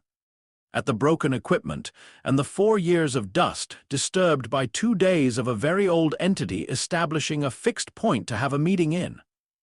"I'm showing them," he said. The control devil processed this. Then, with the specific quality of something that has evaluated a situation completely and found a variable it had not adequately weighted. "The heroes. They're not under direct operation anymore," he said. "The overlay is still there. But overlay requires compliance. It can run through people who don't know what's happening to them, but it can't run people who are watching it run them. He kept the anchor load, the black lightning in the floor, his legs braced, the engine running at a pitch that was going to cost him significantly when this ended. Right now, 18 people in this room are watching the entity that their contracts run through apply the fear of powerlessness directly to the person who has been dismantling the system they thought they were a part of, in a building that used to be a school. Uraraka was on one knee on his left. Her eyes were her eyes, the translated lag quality, the overlay, but underneath it, looking at the scene in front of her with the fractured attention of someone who has been handed information that their existing framework cannot process. She was watching. They were all watching. "You can re-establish the direct operation," he said to the control devil. "You still have the capacity. But re-establishing it requires them to stop watching, which requires the overlay to run at full depth again, which means you have to choose between holding me in place and closing their attention. 45 seconds remaining. Maybe. And you can't do both at the level you're currently operating," he said, "because the harvest architecture is disrupted, the calibration is unresolved, the primary receipt records are administrative paper. You're running on reduced capacity in a fixed location that I now know, that Sanju now knows, that Hawks possibly knows, because Hawks gave me the calibration access and I don't think that was purely a contract deviation." The control devil's manifestation shifted. Not retreat. Reassessment. The specific quality of something that has been evaluating a situation and has identified the actual weight of a variable it had underestimated. "You're buying time," it said. "Yes," he said, "and so are you." It looked at him. He looked back. 20 seconds. "The administrative architecture will rebuild," it said. "The contract records will be re-established. The calibration will resume. Some of the heroes in this room will comply with re-registration because the overlay runs deep enough that this moment will not be accessible to them by the time the re-registration process begins." It said this without triumph. "You know this." "Yes," he said. "Then what have you accomplished?" He felt the OFA residue beginning to give at the edges, the ceiling holding but the margins fraying, the black lightning in the floor stuttering in the far corners. 10 seconds. 8. "Some won't re-register," he said. "And the ones who watch this, some of them will remember, not completely. Not immediately. But the overlay runs through compliance, and this room just gave them something to be non-compliant about. And you can't recalibrate away a memory that exists in the body rather than the mind." He thought about a woman who had spent 15 years making copies of documents that didn't feel right. He thought about a man who kept asking about his son for 6 years against everything the system did to stop him asking. He thought about a boy who had watched a video of someone smiling in a disaster site and decided the world could be different if someone was brave enough to show it. People survive things in their bodies that their minds get managed out of. That's what you've never fully solved. That's why the deviation kept running. The anchor gave. He went down, not collapsed, controlled, one knee again, the chainsaws retracting, the OFA residue pulling back from the floor and the walls and settling back into its baseline, the black lightning dying. The engine in his chest dropping from its screaming pitch to something ragged and high and working hard. The control devil's full pressure returned. He stayed on one knee. Around the room, 18 heroes were on the floor, and some of them were looking at him, and some of them were looking at the entity in the room's center, and none of them had moved to reinitiate an attack. The control devil manifested fully above him, enormous, present, the fear of powerlessness at full expression in a condemned building on a Thursday morning in a city that didn't know this was happening. It could end this. Right now. He was on one knee with his power systems depleted and no immediate capacity for another push. It didn't. He knew why. For the same reason it had been rebuilding administrative architecture instead of direct action response for 3 days. For the same reason it had established a fixed point and arranged a meeting instead of simply sending the heroes to collect him. Direct action produced witnesses. Witnesses produced the specific kind of memory that lived in the body rather than the mind. The control devil's fundamental operating principle was that managed fear was harvestable, and unmanaged fear was not. And a city full of people with body memories of watching the thing that ran their heroes' contracts take direct action against a person on a floor in the ruins of a school was not managed fear. It was the worst kind. "This conversation is not finished," the control devil said. "No," he agreed. Its manifestation contracted, not disappeared, but pulled back into the sustainable ambient level, the child's form returning, standing 6 meters away with the complete and patient attention it had opened with. "You'll come back," it said. "Yes, and I'll be more prepared." "Yes." It looked at him for a moment with the expression of something that has found, after a very long time of certainty, a question it cannot immediately answer. "What do you want?" it said. He pushed himself to standing. His legs worked. Barely, on the margins of what the depleted OFA residue could provide. But they worked. He stood in the ground beta dust, with the engine in his chest running rough, and the 18 heroes around him finding their own feet with the specific careful quality of people who are testing whether their body is entirely their own, and finding the answer complicated. "A world that holds itself up," he said, "without someone selling it a god." The control devil looked at him. "That's going to take longer than either of us expected," it said. "I know." He walked toward the door. He did not run. He did not look back. He walked through the heroes who moved, some of them, to let him pass, and some of them who did not move, because the overlay was still running, and they were not capable of the choice yet.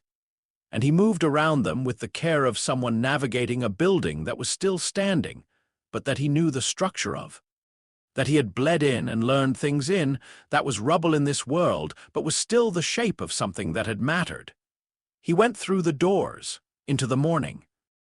Sanju found him on a bench in the residential district, 2 blocks from the UA ruins, sitting in the specific way of someone whose body has been through something significant, and is requesting, firmly, that the person inside it stop moving for a while. She sat beside him without saying anything, which was the correct thing to do, and they sat in the morning light with the city around them doing its ordinary work of existing. After a while, she said, "The Commission's public broadcast came back online 20 minutes ago." "What did they say?" "Technical disruption in the regional administrative system. Situation resolved. No civilian impact." She paused. "They also announced a mandatory licensing review for all active hero contracts in the district. Voluntary compliance encouraged. Compliance period, 30 days. Some won't comply." He said, "Some won't," she agreed. He looked at the street. Ordinary morning. People going to work, the transit running, a school bus making its route 2 blocks over. The city as it was, carrying everything he now knew about it inside its ordinary surface. The fear and the harvest and the contracts and the oldest entity in its history sitting in the ruins of a school. And also the morning light and the school bus and people who were going somewhere. Endeavor's contract renewal notice was in the mandatory review announcement, Sanju said. "Listed as pending voluntary compliance." She paused. "Not compelled, pending." He thought about a man walking through a door with a folded document in his jacket. "He won't comply," Izuku said. "No." She agreed. "And Hawk's," a longer pause. "Hawk's listing wasn't in the announcement at all," she said. "His contract doesn't appear in the mandatory review documentation." He thought about a card pressed into his hand in a service road, an override code. A note in handwriting that wasn't commission formatted. "No," he said. "It wouldn't be." The bench was cold through his jacket. The engine in his chest was running at genuine idle for the first time in, he didn't know how long, not the performing idle of something at rest. The actual idle of something that had done the work and found it done enough. For now, for this moment. Pachita's warmth came steady and slow, the deep warmth of something that was not excited and not dormant but simply present, the way a heartbeat is present, constant, fundamental, the baseline of being alive rather than the signal of something happening. "What's next?" Sanju said. He looked at the street. He looked at the school bus. He looked at the city he'd been living in for less than 3 weeks that had revealed itself to be something he understood better now than he'd understood the world he was born into by the time he left it. He thought about 18 heroes on the floor of a condemned building, some of them watching, some of them carrying something in their bodies that the recalibration would have to work against now instead of with. He thought about the control devil saying, "This conversation is not finished. I need to find the people in this city who have been almost understanding something for a long time," he said. The ones who have been doing what Sanju did, making copies of things that didn't feel right, asking questions that the system kept trying to close. He paused. The deviation doesn't have to be endeavors, it just has to be real, she considered this. That's a slower project than dismantling infrastructure.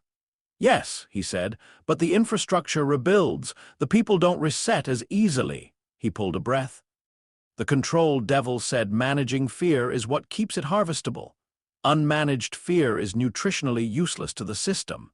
He looked at the morning. So the answer isn't to make people fearless, it's to make their fear unmanageable, to make it theirs. Too individual, too specific, too grounded in what they actually know and remember to be channeled through a contract architecture that needs it generic and continuous. "You're talking about telling people the truth," she said. "I'm talking about giving people enough pieces of the truth that they can build their own," he said. "Which is slower and messier and doesn't produce a dramatic resolution, but is the only thing that survives the system rebuilding around it." Sanju was quiet for a moment. "That's not a very good YouTube premise," she said. He looked at her. She made the sound that wasn't quite a laugh and was the most genuine thing about her. He had, over the course of 3 weeks in a condemned world in a body that wasn't entirely his, learned to find it something close to home. He stood up. His legs worked properly now, the OFA residue having settled back to its baseline level, the engine in his chest running smooth. He checked the pull cord on his forearm, present, intact, the T-handle worn smooth in the specific way of something used enough to show use. He left it there. Not because he wouldn't need it, because leaving it there while the morning was ordinary, and the city was doing its ordinary work, and nothing in this moment required the chainsaws, was its own kind of statement.